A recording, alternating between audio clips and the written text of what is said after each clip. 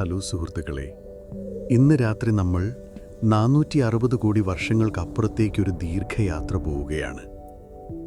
ഭൂമിയുടെ സമയം പോലും തുടങ്ങുന്നതിന് മുൻപുള്ള പ്രപഞ്ചത്തിൻ്റെ ഒരു നിശബ്ദമായ കോണിലേക്ക്. നമ്മുടെ കഥ തുടങ്ങുന്നത് ഒരു ഗ്രഹത്തിലല്ല, മറിച്ച് ലോകത്തിൻ്റെ അസംസ്കൃത വസ്തുക്കളാൽ രൂപം കൊണ്ട ആ ഉറങ്ങിക്കിടക്കുന്ന നക്ഷത്ര മേഘത്തിനുള്ളിൽ നിന്നാണ്. ആ പൊടിപടലങ്ങളിൽ നിന്ന് ഒരു ലോകം ജനിക്കുകയാണ്. തിളച്ചുമറിയുന്ന ലാവയുടെ ഒരു തീഗോളം, നരകത്തിൻ്റെ നേർക്കാഴ്ച പോലെ. പുതുതായി പിറന്ന ഈ ഭൂമിയിൽ ഒരു നിമിഷം നിങ്ങൾ ഉണ്ടായിരുന്നുവെങ്കിൽ അടുത്ത നിമിഷം വെറുമൊരു പിടിച്ചാരമായി മാറിയേനെ. ഇവിടെ നമ്മുടെ കഥയിലെ പ്രധാന കഥാപാത്രമായ ഭൂമി അതിൻ്റെ ഏറ്റവും വലിയ പരീക്ഷണത്തെ നേരിടുന്നു. ഒരു പ്രപഞ്ച മഹാകൂട്ടിയിടി. ആ ആഘാതം ഭൂമിക്കൊരു കൂട്ടുകാരിയെ സമ്മാനിക്കുന്നു. നമ്മുടെ ചന്ദ്രൻ, ഭൂമിയുടെ ശരീരത്തിൽ നിന്ന് തന്നെ പിറന്നവൾ. പിന്നെ ലക്ഷക്കണക്കിന് വർഷങ്ങൾ കൊണ്ട് അവൾക്കൊരു അന്തരീക്ഷമുണ്ടാകുന്നു. അവസാനമില്ലാത്ത ഒരു പെരുമഴയിൽ നിന്ന് ആദ്യത്തെ സമുദ്രങ്ങൾ പിറന്നു. ആ ഇരുണ്ട രാസവസ്തുക്കൾ നിറഞ്ഞ ആഴങ്ങളിൽ ലോകത്തിലെ ഏറ്റവും വലിയ രഹസ്യം വിടർന്നു. ജീവന്റെ ആദ്യത്തെ നിശബ്ദമായൊരു മിന്നലാട്ടം. പിന്നീട് ആ ചെറിയ ജീവികൾ ശ്വസിച്ചു തുടങ്ങിയപ്പോൾ അവരുടെ നിശ്വാസത്തിൽ നിന്ന് നമ്മുടെ ആകാശം ആദ്യമായി നീലനിറമണിഞ്ഞു. ആ നീല ആകാശത്തിനു കീഴിൽ ജീവൻ കരുത്തർജിച്ചു. 15 കോടി കാലം ഭീമാകാരന്മാരായ പല ജീവികളും ഈ ലോകമടക്കി വാണു. എന്നാൽ അവരുടെ കാലം അവസാനിച്ചത് ബഹിരാകാശത്ത് നിന്നുള്ള ഒരു അതിഥിയിലൂടെയായിരുന്നു. നാശത്തിൻ്റെയും പുനർജന്മത്തിൻ്റെയും ഒരു ദൂതൻ. തീയിൻ്റെയും മഞ്ഞിൻ്റെയും ആ ലോകം എങ്ങനെ നമ്മുടെ വീടായി, ജീവസുതായ ഈ ഭൂമിയായി മാറിയെന്നതിൻ്റെ ആ ചരിത്രത്തിലേക്കാണ് നമ്മൾ ഇന്ന് രാത്രി ആഴത്തിൽ സഞ്ചരിക്കുന്നത്. ഒരു മിനിറ്റ് സുഹൃത്തുക്കളെ, കഥ തുടങ്ങുന്നതിന് മുമ്പ് ഒരു കാര്യം. നിങ്ങൾ ഈ രാത്രി യാത്രകൾ ശരിക്കും ആസ്വദിക്കുന്നുണ്ടെങ്കിൽ വീഡിയോ ലൈക്ക് ചെയ്യാനും സ്ലംബർ സാഗ സബ്സ്ക്രൈബ് ചെയ്യാനും മറക്കരുത്. പിന്നെ നിങ്ങൾ എവിടെ നിന്നാണ് ഇത് കേൾക്കുന്നത്, ഇപ്പോൾ അവിടെ എത്ര സമയമായി എന്നതിനെക്കുറിച്ച് ഒരു കമൻ്റ് ഇടുക. കാരണം ആരൊക്കെ എവിടെ നിന്നൊക്കെയാണ് ഈ കഥ കേൾക്കുന്നതെന്ന് എനിക്ക് അറിയാൻ താൽപ്പര്യമുണ്ട്. ഇപ്പോൾ നിങ്ങളുടെ ബെഡ്റൂം ലൈറ്റുകൾ ഡിം ചെയ്യുക. നല്ലൊരു പശ്ചാത്തല ശബ്ദത്തിനായി ആ ഫാൻ ഓൺ ചെയ്യുക. ഇന്ന് രാത്രിയിലെ ഈ യാത്രയിലേക്ക് നമുക്ക് ഒരുമിച്ച് മുന്നോട്ട് പോകാം. നമ്മുടെ കഥ ആരംഭിക്കുന്നത് 460 കോടി വർഷങ്ങൾക്ക് മുൻപാണ്. പക്ഷേ ഭൂമിയെക്കുറിച്ചല്ല നമ്മൾ ആദ്യം സംസാരിക്കുന്നത്. കാരണം അന്ന് ഭൂമിയില്ല. എന്തിന്, നമ്മുടെ സ്വന്തം നക്ഷത്രമായ സൂര്യൻ പോലുമില്ല. പകരം ആകാശഗംഗയുടെ ഒരു ശാന്തമായ കോണിൽ, നക്ഷത്രങ്ങൾക്കിടയിലുള്ള വിശാലമായ ശൂന്യതയിൽ ഭീമാകാരമായ ഒരു മേഘം ഒഴുകി നടക്കുന്നു. അതിന് നമുക്കൊരു നക്ഷത്രങ്ങളുടെ പ്രസവമുറി എന്ന് വിളിക്കാം. ശാസ്ത്രജ്ഞർ ഇതിനെ സോളാർ നെബുല എന്ന് വിളിക്കുന്നു. ഇതൊരു സാധാരണ മേഘമല്ല.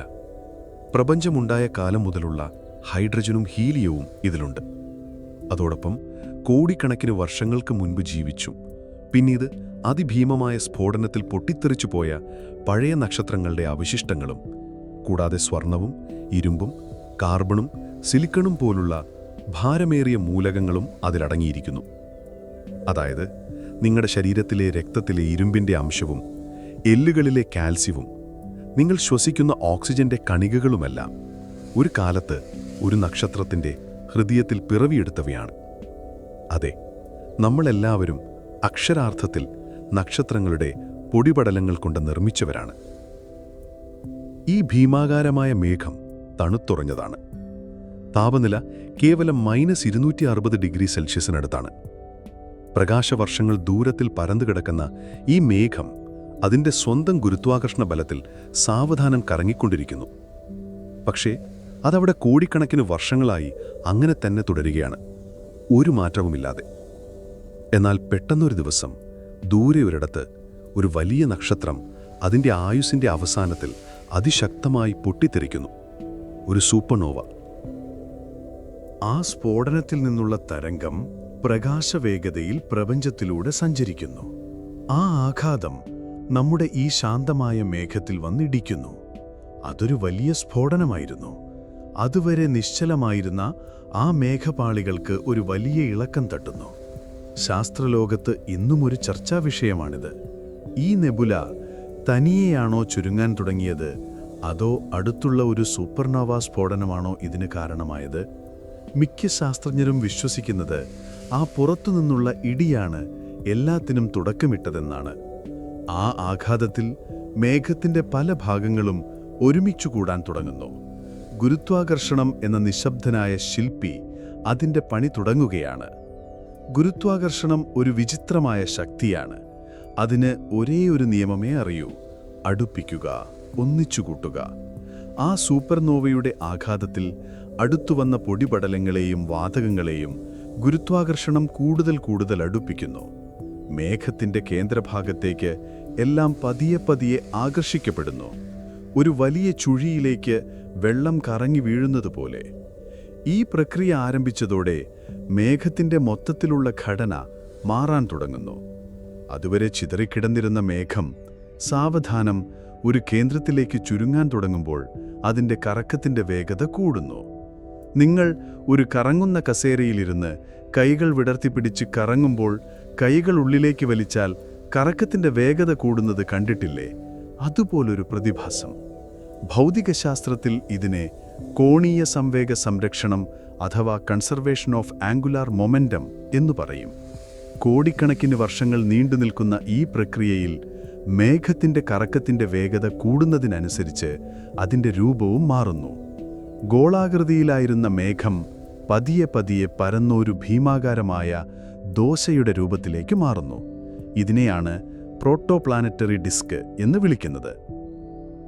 ഈ ഡിസ്കിൻ്റെ നടുക്ക് ഏറ്റവും കൂടുതൽ പിണ്ഡം ഒരുമിച്ചുകൂടിയ ഭാഗത്ത് കാര്യങ്ങൾ ശരിക്കും ചൂടുപിടിക്കാൻ തുടങ്ങുന്നു. ഗുരുത്വാകർഷണം കാരണം വാതകങ്ങളും പൊടിപടലങ്ങളും അവിടേക്ക് അതിശക്തമായി ഞെരുക്കപ്പെടുന്നു. ഈ സമ്മർദ്ദം കാരണം താപനില ലക്ഷക്കണക്കിന് ഡിഗ്രിയായി ഉയരുന്നു. ആ കേന്ദ്രഭാഗം സ്വയം പ്രകാശിക്കാൻ തുടങ്ങുന്നു. ഒരു നക്ഷത്രത്തിൻ്റെ ഭ്രൂണാവസ്ഥ. നമ്മുടെ സൂര്യൻ്റെ ആദ്യ രൂപം പ്രോട്ടോസാണ്. അത് യഥാർത്ഥ സൂര്യനായിട്ടില്ല. കാരണം അതിൻ്റെ ഉള്ളിൽ അണുസംയോജനം അഥവാ ന്യൂക്ലിയർ ഫ്യൂഷൻ തുടങ്ങിയിട്ടില്ല. പക്ഷേ അത് പുറത്തുവിടുന്ന പ്രകാശവും ചൂടും ആ ഡിസ്കിനെ മുഴുവൻ പ്രകാശിപ്പിക്കുന്നു. ഈ ഡിസ്കിൻ്റെ നടുക്ക് അതിഭയങ്കരമായ ചൂടാണ്. എന്നാൽ അരികുകളിലേക്ക് പോകുന്തോറും തണുപ്പ് കൂടുന്നു. ഈ താപനിലയിൽ വ്യത്യാസമാണ് പിന്നീട് ഗ്രഹങ്ങളുടെ രൂപീകരണത്തിൽ നിർണായകമാകുന്നത്. സൂര്യനോട് അടുത്തുള്ള ഭാഗങ്ങളിൽ പാറകളും ലോഹങ്ങളും പോലുള്ള ഭാരമേറിയ വസ്തുക്കൾ മാത്രം അവശേഷിക്കുന്നു. കാരണം അവിടുത്തെ ചൂടിൽ ഐസും വാതകങ്ങളും എല്ലാം ബാഷ്പീകരിച്ച് ദൂരേക്ക് പോകുന്നു. എന്നാൽ ഡിസ്കിൻ്റെ തണുത്ത പുറംഭാഗങ്ങളിൽ ഐസും വാതകങ്ങളും ഘനീഭവിച്ച് വലിയ അളവിൽ നിലനിൽക്കുന്നു. ഈ പരന്ന ഡിസ്കിനുള്ളിൽ കോടാനുകോടി ചെറിയ പൊടിപടലങ്ങൾ ഒഴുകി നടക്കുന്നുണ്ട്. അവ വെറും പൊടിയല്ല, മുൻപ് പൊട്ടിത്തെറിച്ച നക്ഷത്രങ്ങളുടെ ഓർമ്മകളാണ്. ഈ കണികകൾ പരസ്പരം കൂട്ടിമുട്ടുന്നു. ചിലപ്പോൾ അവ തട്ടിത്തെറിച്ചു പോകും. മറ്റു ചിലപ്പോൾ സ്റ്റാറ്റിക് ഇലക്ട്രിസിറ്റി കാരണം അവ ഒട്ടിച്ചേരും. നിങ്ങളൊരു ബലൂൺ തലയിലൊരുസി ചുമരിൽ ഒട്ടിച്ചു വയ്ക്കുന്നത് പോലെ. ഒരു മഞ്ഞുകട്ട ഉരുണ്ടുപോകുമ്പോൾ കൂടുതൽ മഞ്ഞ് അതിൽ പറ്റിപ്പിടിച്ചു വലുതാകുന്നതുപോലെ ഈ ചെറിയ കണികകൾ കൂടിച്ചേർന്ന് വലിയ കട്ടകളാകുന്നു. സെന്റിമീറ്ററുകൾ വലിപ്പമുള്ള കല്ലുകളായും പിന്നീട് മീറ്ററുകൾ വലിപ്പമുള്ള പാറക്കഷ്ണങ്ങളായും പതിയെ പതിയെ കിലോമീറ്ററുകൾ വ്യാസമുള്ള ഭീമൻ പാറകളായും അവ മാറുന്നു. ഈ പ്രക്രിയ വളരെ സാവധാനത്തിലാണ് നടക്കുന്നത്. ലക്ഷക്കണക്കിന് വർഷങ്ങളെടുത്ത് ഒരു പൊടിപടലത്തിൽ തുടങ്ങി ഒരു വീടിൻ്റെ വലിപ്പമുള്ള പാറകളുണ്ടാകുന്നു. ഗുരുത്വാകർഷണം എന്ന പ്രപഞ്ചത്തിലെ ഏറ്റവും വലിയ ശേഖരക്കാരൻ ഒരു തരി പോലും പാഴാക്കാതെ എല്ലാം ഒരുമിച്ചു കൂട്ടുകയാണ്. നമ്മുടെ ഭൂമിയുടെ കഥ തുടങ്ങുന്നത് ഈ കറങ്ങുന്ന ഡിസ്കിലെ അസംഖ്യം പാറക്കൂട്ടങ്ങളിൽ ഒന്നിൽ നിന്നാണ്. ആ ശൂന്യമായ തണുത്ത പ്രപഞ്ചത്തിൽ നമ്മുടെ വീടിൻ്റെ ആദ്യത്തെ ഇഷ്ടികകൾ സ്ഥാപിക്കപ്പെടുകയാണ്.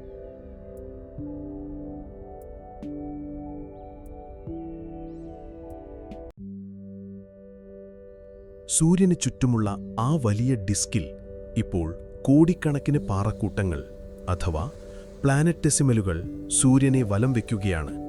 അവ ഓരോന്നും ഓരോ ചെറിയ ലോകങ്ങളാണ്. ചിലത് ഏതാനും കിലോമീറ്ററുകൾ മാത്രം വലിപ്പമുള്ളവ, മറ്റു ചിലത് ഒരു ചെറിയ പട്ടണത്തിൻ്റെ വലിപ്പമുള്ളവ. അവയെല്ലാം ഒരേ ദിശയിൽ സൂര്യനെ ചുറ്റുന്നുണ്ടെങ്കിലും അവയുടെ ഭ്രമണപഥങ്ങൾ പൂർണ്ണമായും സുരക്ഷിതമല്ല. അത് ഒരു തിരക്കേറിയ ഹൈവേ പോലെയാണ്. ഇടയ്ക്കിടെ കൂട്ടിയിടികൾ സംഭവിക്കുന്നു. തുടക്കത്തിൽ ഈ കൂട്ടിയിടികൾ അത്ര വലുതായിരുന്നില്ല. 2 പാറകൾ തമ്മിലിടിക്കുന്നു. ഒന്നുകിൽ അവ പൊട്ടിത്തെറിച്ച് ചെറിയ കഷ്ണങ്ങളാകുന്നു, അല്ലെങ്കിൽ ഗുരുത്വാകർഷണം കാരണം ഒന്നായി ചേരുന്നു. എന്നാൽ ഈ കളിയിൽ ഒരു പുതിയ നിയമം വരാൻ പോകുകയായിരുന്നു. അതിനെ വലുതാകുന്തോറും കൂടുതൽ കിട്ടും എന്ന് ലളിതമായി പറയാം. ചില പ്ലാനറ്റെസിമലുകൾ മറ്റുള്ളവയേക്കാൾ അല്പം വേഗത്തിൽ വളരുന്നു. ഒരുപക്ഷേ അവ രൂപപ്പെട്ടത് ഡിസ്കിലെ കൂടുതൽ സാന്ദ്രതയുള്ള ഒരിടത്തായിരിക്കാം. അവയുടെ വലുപ്പം കൂടുന്തോറും അവയുടെ ഗുരുത്വാകർഷണ ബലവും കൂടുന്നു. ഇതോടെ അവ ആ ഡിസ്കിലെ ഗുരുത്വാകർഷണ ഗുണ്ടകളായി മാറുന്നു. അവയുടെ അടുത്തുകൂടി പോകുന്ന ചെറിയ പാറക്കഷ്ണങ്ങളെ അവ തങ്ങളിലേക്ക് വലിച്ചടുപ്പിക്കുന്നു. ഓരോ കൂട്ടിയിടിയിലും അവ കൂടുതൽ വലുതാകുന്നു, കൂടുതൽ ശക്തിയുള്ളവരാകുന്നു. ഈ പ്രക്രിയയാണ് ശാസ്ത്രജ്ഞർ അക്രീഷൻ എന്ന് വിളിക്കുന്നത്. ഇതൊരു ശാന്തമായ പ്രക്രിയയല്ല, അതൊരു കോസ്മിക് ഡെമോളിഷൻ ഡർബിയാണ്. കിലോമീറ്ററുകൾ വേഗത്തിൽ സഞ്ചരിക്കുന്ന 2 പർവ്വതങ്ങൾ തമ്മിൽ കൂട്ടിയിടിക്കുന്നത് സങ്കൽപ്പിച്ചു നോക്കൂ. ആ ഇടിയുടെ ആഘാതത്തിൽ പുറത്തുവരുന്ന ഊർജം ഭീമമാണ്. കൂട്ടിയിടിക്കുമ്പോഴുണ്ടാകുന്ന ഗതികോർജം താപോർജമായി മാറുന്നു. അതായത് ഓരോ ഇടിയിലും ആ വളർന്നുവരുന്ന ഗ്രഹഭ്രൂണം കൂടുതൽ കൂടുതൽ ചൂടുപിടിക്കുന്നു. അതിൻ്റെ ഉപരിതലം ഉരുകി ലാവയായി മാറാൻ തുടങ്ങുന്നു. തുടക്കത്തിൽ ഭൂമി ഒരു ഉരുണ്ട ഗോളമായിരുന്നില്ല. പല വലുപ്പത്തിലുള്ള പാറക്കൂട്ടങ്ങൾ പല ദിശയിൽ നിന്ന് വന്നിടിച്ച് ഒന്നിച്ചു ചേർന്ന ഒരു വിരൂപമായ പിണ്ഡമായിരുന്നു അത്. പല കഷ്ണങ്ങൾ ഒട്ടിച്ചുവെച്ച ഒരു ഉരുളക്കിഴങ്ങ് പോലെ. ശാസ്ത്രജ്ഞർക്കിടയിൽ ഈ വളർച്ച എത്ര വേഗത്തിലായിരുന്നു എന്നതിനെക്കുറിച്ച് തർക്കമുണ്ട്. ഇത് വളരെ വേഗത്തിൽ സംഭവിച്ചു എന്ന് ചിലർ പറയുന്നു. ഏകദേശം 1 കോടി വർഷം കൊണ്ട് ഭൂമിയുടെ ഭൂരിഭാഗം പിണ്ഡവും രൂപപ്പെട്ടുവെന്ന്. മറ്റു ചിലർ വിശ്വസിക്കുന്നത് ഇത് വളരെ സാവധാനത്തിൽ 10 കോടിയോളം വർഷങ്ങളെടുത്താണ് പൂർത്തിയായതെന്നാണ്. ഏതായാലും ആ കാലഘട്ടം അതിഭീകരമായിരുന്നു. നമ്മുടെ ഗ്രഹഭ്രൂണം അതിന്റെ ഭ്രമണപഥത്തിൽ സൂര്യനെ ചുറ്റുമ്പോൾ അതൊരു ബഹിരാകാശ വാക്വം ക്ലീനർ പോലെ പ്രവർത്തിച്ചു. അതിന്റെ വഴിയിൽ വരുന്ന പൊടിപടലങ്ങളെയും ചെറിയ പാറക്കഷ്ണങ്ങളെയും അത് തുടർച്ചയായി തന്നിലേക്ക് വലിച്ചെടുത്തു. ഓരോ തവണയും ഒരു വലിയ പ്ലാനറ്റസിമൽ വന്നിടിക്കുമ്പോൾ ഭൂമിയുടെ ഉപരിതലം മുഴുവൻ ഉരുകിത്തിളയ്ക്കും. ആ ഇടിയുടെ ആഘാതത്തിൽ പാറകൾ ബാഷ്പീകരിക്കപ്പെടുകയും ആ പാറയുടെ നീരാവി ഒരു താൽക്കാലിക അന്തരീക്ഷം പോലെ രൂപപ്പെടുകയും ചെയ്യും. പിന്നീടത് തണുത്ത് പാറമഴയായി ഭൂമിയിലേക്ക് തന്നെ പെയ്തിറങ്ങും. അക്കാലത്തെ കാലാവസ്ഥാ പ്രവചനം എന്തായിരിക്കുമെന്ന് ഒന്നാലോചിച്ചു നോക്കൂ. ഇന്ന് ദിവസം മുഴുവൻ ഉരുകിയ പാറയുടെ മഴയും മണിക്കൂറിൽ 1000 കിലോമീറ്റർ വേഗതയിൽ ഉൽക്കാപതനവും പ്രതീക്ഷിക്കാം. അങ്ങനെയൊരു ലോകത്താണ് നമ്മുടെ വീടിന്റെ അടിസ്ഥാനശിലകൾ ഉറച്ചത്. ഓരോ കൂട്ടിയിടിയും ഒരു നാശമായിരുന്നില്ല, മറിച്ച് ഒരു നിർമ്മിതിയായിരുന്നു. ഓരോ ആഘാതവും ഭൂമിയെ വലുതാക്കി, അതിന്റെ ഭാവി നിർണയിച്ചു. ഭൂമിയുടെ വളർച്ച തുടരുകയാണ്. അതിന്റെ വലിപ്പം കൂടുന്നതിനനുസരിച്ച് ഗുരുത്വാകർഷണവും ശക്തമാകുന്നു. ഇപ്പോൾ അതിന് ദൂരെയുള്ള വസ്തുക്കളെപ്പോലും തന്നിലേക്ക് ആകർഷിക്കാൻ കഴിയും. ഈ സമയത്താണ് ഭൂമിയുടെ ചരിത്രത്തിലെ ഏറ്റവും നിർണായകമായ ഒരു സംഭവം നടക്കുന്നത്. ഭൂമി ഇപ്പോഴും പൂർണ്ണമായും ഉരുകിയിട്ടില്ല. പുറംഭാഗം ഉരുകുകയും തണുക്കുകയും ചെയ്തുകൊണ്ടിരിക്കുന്നു. എന്നാൽ ഉള്ളിലേക്ക് പോകുന്തോറും ചൂട് കൂടുകയാണ്. ഈ ചൂടിന് 2 പ്രധാന കാരണങ്ങളുണ്ട്. ഒന്ന്, നമ്മൾ നേരത്തെ പറഞ്ഞ കൂട്ടിയിടികൾ. രണ്ടാമത്തേത്, റേഡിയോ ആക്റ്റീവ് മൂലകങ്ങളുടെ വിഘടനം. യുറേനിയം, തോറിയം, പൊട്ടാഷ്യം പോലുള്ള മൂലകങ്ങൾ ആ പാറക്കൂട്ടങ്ങളിൽ അടങ്ങിയിരുന്നു. ഈ മൂലകങ്ങൾ കാലക്രമേണ വിഘടിച്ച് മറ്റു മൂലകങ്ങളായി മാറുമ്പോൾ വലിയ അളവിൽ ഊർജം പുറത്തുവിടും. ഈ ഊർജം താപത്തിന്റെ രൂപത്തിലാണ്. കോടിക്കണക്കിന് വർഷങ്ങൾ നീണ്ടുനിൽക്കുന്ന ഈ ആണവ വിഘടന പ്രക്രിയ ഭൂമിയുടെ ഉള്ളിലൊരു ഭീമൻ ചൂള പ്രവർത്തിക്കുന്നതുപോലെയായിരുന്നു. ഈ 2 കാരണങ്ങൾ കൊണ്ടും ഭൂമിയുടെ ഉള്ളിലെ താപനില 10,000 ഡിഗ്രി സെൽഷ്യസായി ഉയർന്നു. ഭൂമി മുഴുവനായും ഉരുകി ഒരു തിളച്ചുമറിയുന്ന ദ്രാവക ഗോളമായി മാറി. സങ്കൽപ്പിക്കാനാവാത്തത്ര ചൂടുള്ള ഒരു ലാവയുടെ ഗോളം. ഈ അവസ്ഥയിലാണ് ഭൂമിയുടെ ഘടന രൂപപ്പെടുന്നത്. ഉരുകിയ അവസ്ഥയിലുള്ള ആ ഗോളത്തിൽ ഭാരം കൂടിയ മൂലകങ്ങളും ഭാരം കുറഞ്ഞ മൂലകങ്ങളും കൂടിക്കലർന്നു കിടക്കുകയായിരുന്നു. എന്നാൽ ഗുരുത്വാകർഷണം വീണ്ടും അതിൻ്റെ ജോലി തുടങ്ങി. ഭാരം കൂടിയ ഇരുമ്പും നിക്കലും പോലുള്ള ലോഹങ്ങൾ സാവധാനം ഉള്ളിലേക്ക് താഴാൻ തുടങ്ങി, ഭൂമിയുടെ കേന്ദ്രത്തിലേക്ക്. അതൊരു മനോഹരമായ കാഴ്ചയായിരുന്നിരിക്കണം. കോടിക്കണക്കിന് ടൺ ഭാരമുള്ള ഉരുകിയ ലോഹം ഭൂമിയുടെ ഹൃദയത്തിലേക്ക് ഒരു നദി പോലെ ഒഴുകിപ്പോകുന്നത്. ഈ പ്രക്രിയയെ ഡിഫറൻസിയേഷൻ അഥവാ വേർതിരിയൽ എന്ന് വിളിക്കുന്നു. ശാസ്ത്രജ്ഞർ ഇതിനെ അയൺ കറ്റാസ്ട്രോഫി അഥവാ ഇരുമ്പിന്റെ മഹാദുരന്തം എന്ന് തമാശയായി വിശേഷിപ്പിക്കാറുണ്ട്. കാരണം ഈ പ്രക്രിയ വളരെ വേഗത്തിലും അക്രമാസക്തമായും നടന്നിരിക്കാം. ഭാരമുള്ളതെല്ലാം കേന്ദ്രത്തിലേക്ക് താഴ്ന്നപ്പോൾ ഭാരം കുറഞ്ഞ സിലിക്കേറ്റ് പാറകൾ മുകളിലേക്ക് പൊങ്ങിവന്നു. അങ്ങനെ ഭൂമിക്ക് ഒരു ഉള്ളും പുറവുമുണ്ടായി. കേന്ദ്രത്തിൽ അതിസാന്ദ്രതയേറിയ ഉരുകിയ ലോഹം കൊണ്ടുള്ള ഒരു കാമ്പ്, ഒരു കോർ രൂപപ്പെട്ടു. അതിനു ചുറ്റും ഉരുകിയ പാറകൾ കൊണ്ടുള്ള ഒരു വലിയ ആവരണം, മാന്റൽ. ഏറ്റവും പുറമെ താരതമ്യേന കനം കുറഞ്ഞ ഒരു പാളി, ക്രസ്റ്റ് അഥവാ ഭൂവൽക്കം. ഈ ഘടന രൂപപ്പെട്ടത് ഭൂമിയുടെ ഭാവിയെ സംബന്ധിച്ച് വളരെ പ്രധാനപ്പെട്ടതായിരുന്നു. കാരണം ആ ഉരുകിയ ഇരുമ്പിന്റെ കാമ്പിന്റെ ചലനങ്ങളാണ് പിന്നീട് ഭൂമിക്ക് ഒരു കാന്തിക മണ്ഡലം നൽകുന്നത്. ആ കാന്തിക മണ്ഡലമാണ് സൂര്യനിൽ നിന്നുള്ള അപകടകാരികളായ സൗരവാതങ്ങളിൽ നിന്ന് നമ്മളെ സംരക്ഷിക്കുന്ന അദൃശ്യമായ കവചം. ഭൂമി ഇപ്പോൾ ഒരു വിരൂപമായ പാറക്കൂട്ടമല്ല, അതൊരു യഥാർത്ഥ ഗ്രഹമായി മാറിക്കഴിഞ്ഞു. ഇപ്പോഴും അതിൻ്റെ ഉപരിതലം ഒരു ലാവാക്കടലാണ്. ഇപ്പോഴും ഉൽക്കകൾ അതിലേക്ക് പതിച്ചുകൊണ്ടിരിക്കുന്നു. പക്ഷേ അതിനൊരു ഹൃദയമുണ്ട്, ഒരു ഘടനയുണ്ട്. നക്ഷത്രങ്ങളുടെ പൊടിപടലങ്ങളിൽ നിന്ന് തുടങ്ങി പാറക്കൂട്ടങ്ങളുടെ കൂട്ടിയിടിയിലൂടെ കടന്നുപോയി ഒടുവിൽ സ്വയം ഉരുകി അതിൻ്റെ ഉള്ളും പുറവും വേർതിരിച്ച് ഒരു തീഗോളമായി നമ്മുടെ കൊച്ചുഭൂമി പിറവികൊണ്ടിരിക്കുന്നു.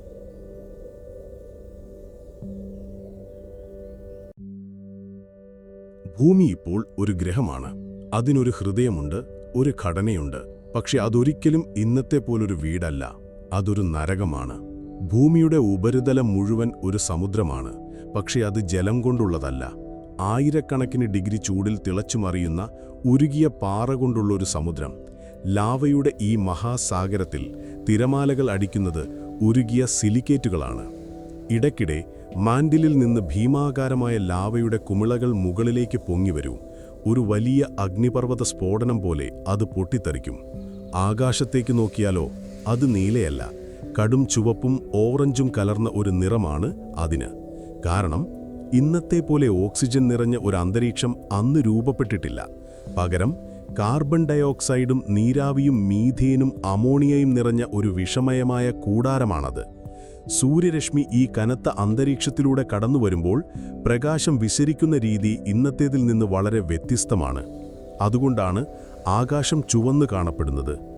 ഈ ലോകത്തിലെ ഒരു ദിവസം എങ്ങനെയായിരിക്കുമെന്ന് നോക്കിയാൽ അത് ഇന്നത്തെ പോലെ 24 മണിക്കൂർ നീണ്ട ഒന്നല്ല. ഭൂമി അതിൻ്റെ അച്ചുതണ്ടിൽ അതിവേഗത്തിലാണ് കറങ്ങുന്നത്.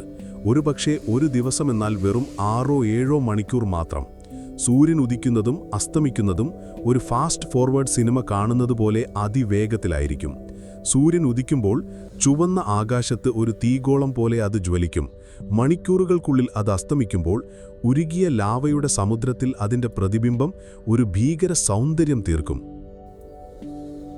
ബഹിരാകാശത്ത് നിന്നുള്ള കല്ലേറ് ഇപ്പോഴും അവസാനിച്ചിട്ടില്ല. ഓരോ മണിക്കൂറിലും ആയിരക്കണക്കിന് ഉൽക്കകൾ ഈ വിഷമയമായ അന്തരീക്ഷത്തിലേക്ക് തുളച്ചു കയറി വരുന്നു. ചെറിയവ അന്തരീക്ഷത്തിൽ വെച്ച് തന്നെ കത്തിത്തീരുന്നു. ഒരു നിമിഷം മാത്രം മിന്നിമറയുന്ന നക്ഷത്രങ്ങളെപ്പോലെ. എന്നാൽ വലിയവ, ചിലപ്പോൾ ഒരു നഗരത്തിൻ്റെ വലിപ്പമുള്ളവ, അതിഭീമമായ വേഗതയിൽ ലാവയുടെ സമുദ്രത്തിൽ വന്ന് പതിക്കുന്നു.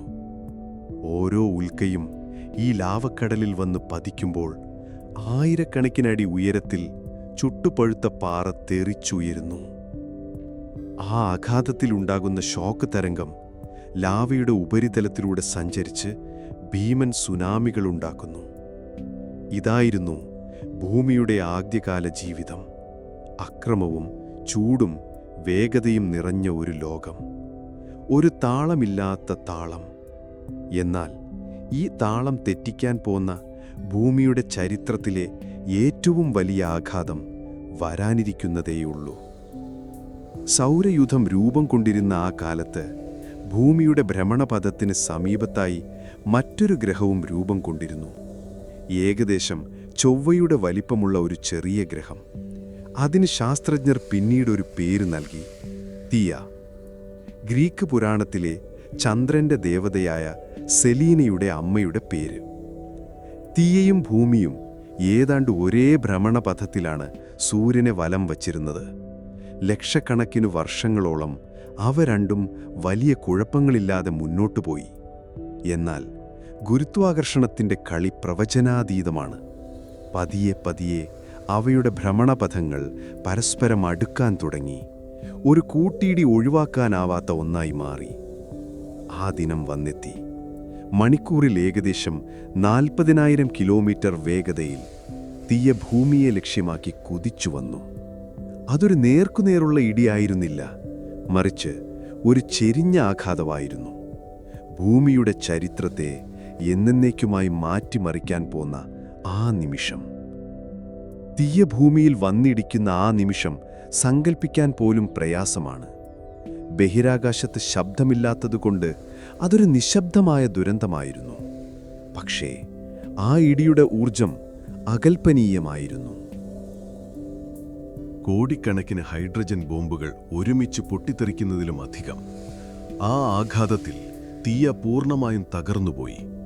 അതിൻ്റെ ഇരുമ്പുകൊണ്ടുള്ള കാമ്പ് ഭൂമിയുടെ കാമ്പുമായി ലയിച്ചു ചേർന്നു. ഭൂമിയുടെ പുറംപാളിയുടെ മാൻഡിലിൻ്റെ ഒരു വലിയ ഭാഗം ആ ഇടിയിൽ അടർന്നു തെറിച്ച് ബഹിരാകാശത്തേക്ക് ചിതറി. 1 ട്രില്യൺ ടണ്ണിലധികം പാറയും ലാവയും ഭൂമിയുടെ ഗുരുത്വാകർഷണ വലയത്തിനുള്ളിൽ കുടുങ്ങി ഭൂമിക്ക് ചുറ്റും ശനിയെപ്പോലെ മനോഹരമായൊരു വളയം രൂപപ്പെടുത്തി. പക്ഷെ അത് ശനിയുടെ ഐസ് വളയങ്ങൾ പോലെയല്ല. ചുട്ടുപഴുത്ത പാറയുടെയും ഒരുകിയ ലാവയുടെയും കഷ്ണങ്ങളായിരുന്നു ആ വളയത്തിലുണ്ടായിരുന്നത്. ഭൂമിയുടെ ഉപരിതലം ആ ഇടിയുടെ ആഘാതത്തിൽ വീണ്ടും പൂർണ്ണമായി ഉരുകി. മുൻപുണ്ടായിരുന്ന ലാവസമുദ്രത്തേക്കാൾ എത്രയോ മടങ്ങ് ചൂടുള്ള ഒരു പുതിയ സമുദ്രം രൂപപ്പെട്ടു. ഭൂമിക്ക് ചുറ്റും കറങ്ങിക്കൊണ്ടിരുന്ന ആ അവശിഷ്ടങ്ങളുടെ വളയത്തിൽ ഗുരുത്വാകർഷണം വീണ്ടും അതിൻ്റെ മാന്ത്രികവിദ്യ തുടങ്ങി. ചെറിയ കഷ്ണങ്ങൾ ഒന്നിച്ചു ചേർന്ന് വലിയ കഷ്ണങ്ങളായി, ആ വലിയ കഷ്ണങ്ങൾ പരസ്പരം കൂടിച്ചേർന്ന് ഒരു ഗോളമായി മാറാൻ തുടങ്ങി. ആയിരക്കണക്കിന് വർഷങ്ങൾ മാത്രമെടുത്ത ഒരു പ്രക്രിയയായിരുന്നു അത്. ഭൂമിക്ക് കൂട്ടായി ഒരു പുതിയ ഗോളം പിറവിയെടുത്തു, നമ്മുടെ ചന്ദ്രൻ.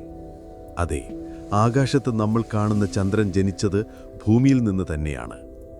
ഈ കൂട്ടിയിടി എങ്ങനെയായിരുന്നു എന്നതിനെക്കുറിച്ച് ശാസ്ത്രലോകത്ത് പല അഭിപ്രായങ്ങളുണ്ട്.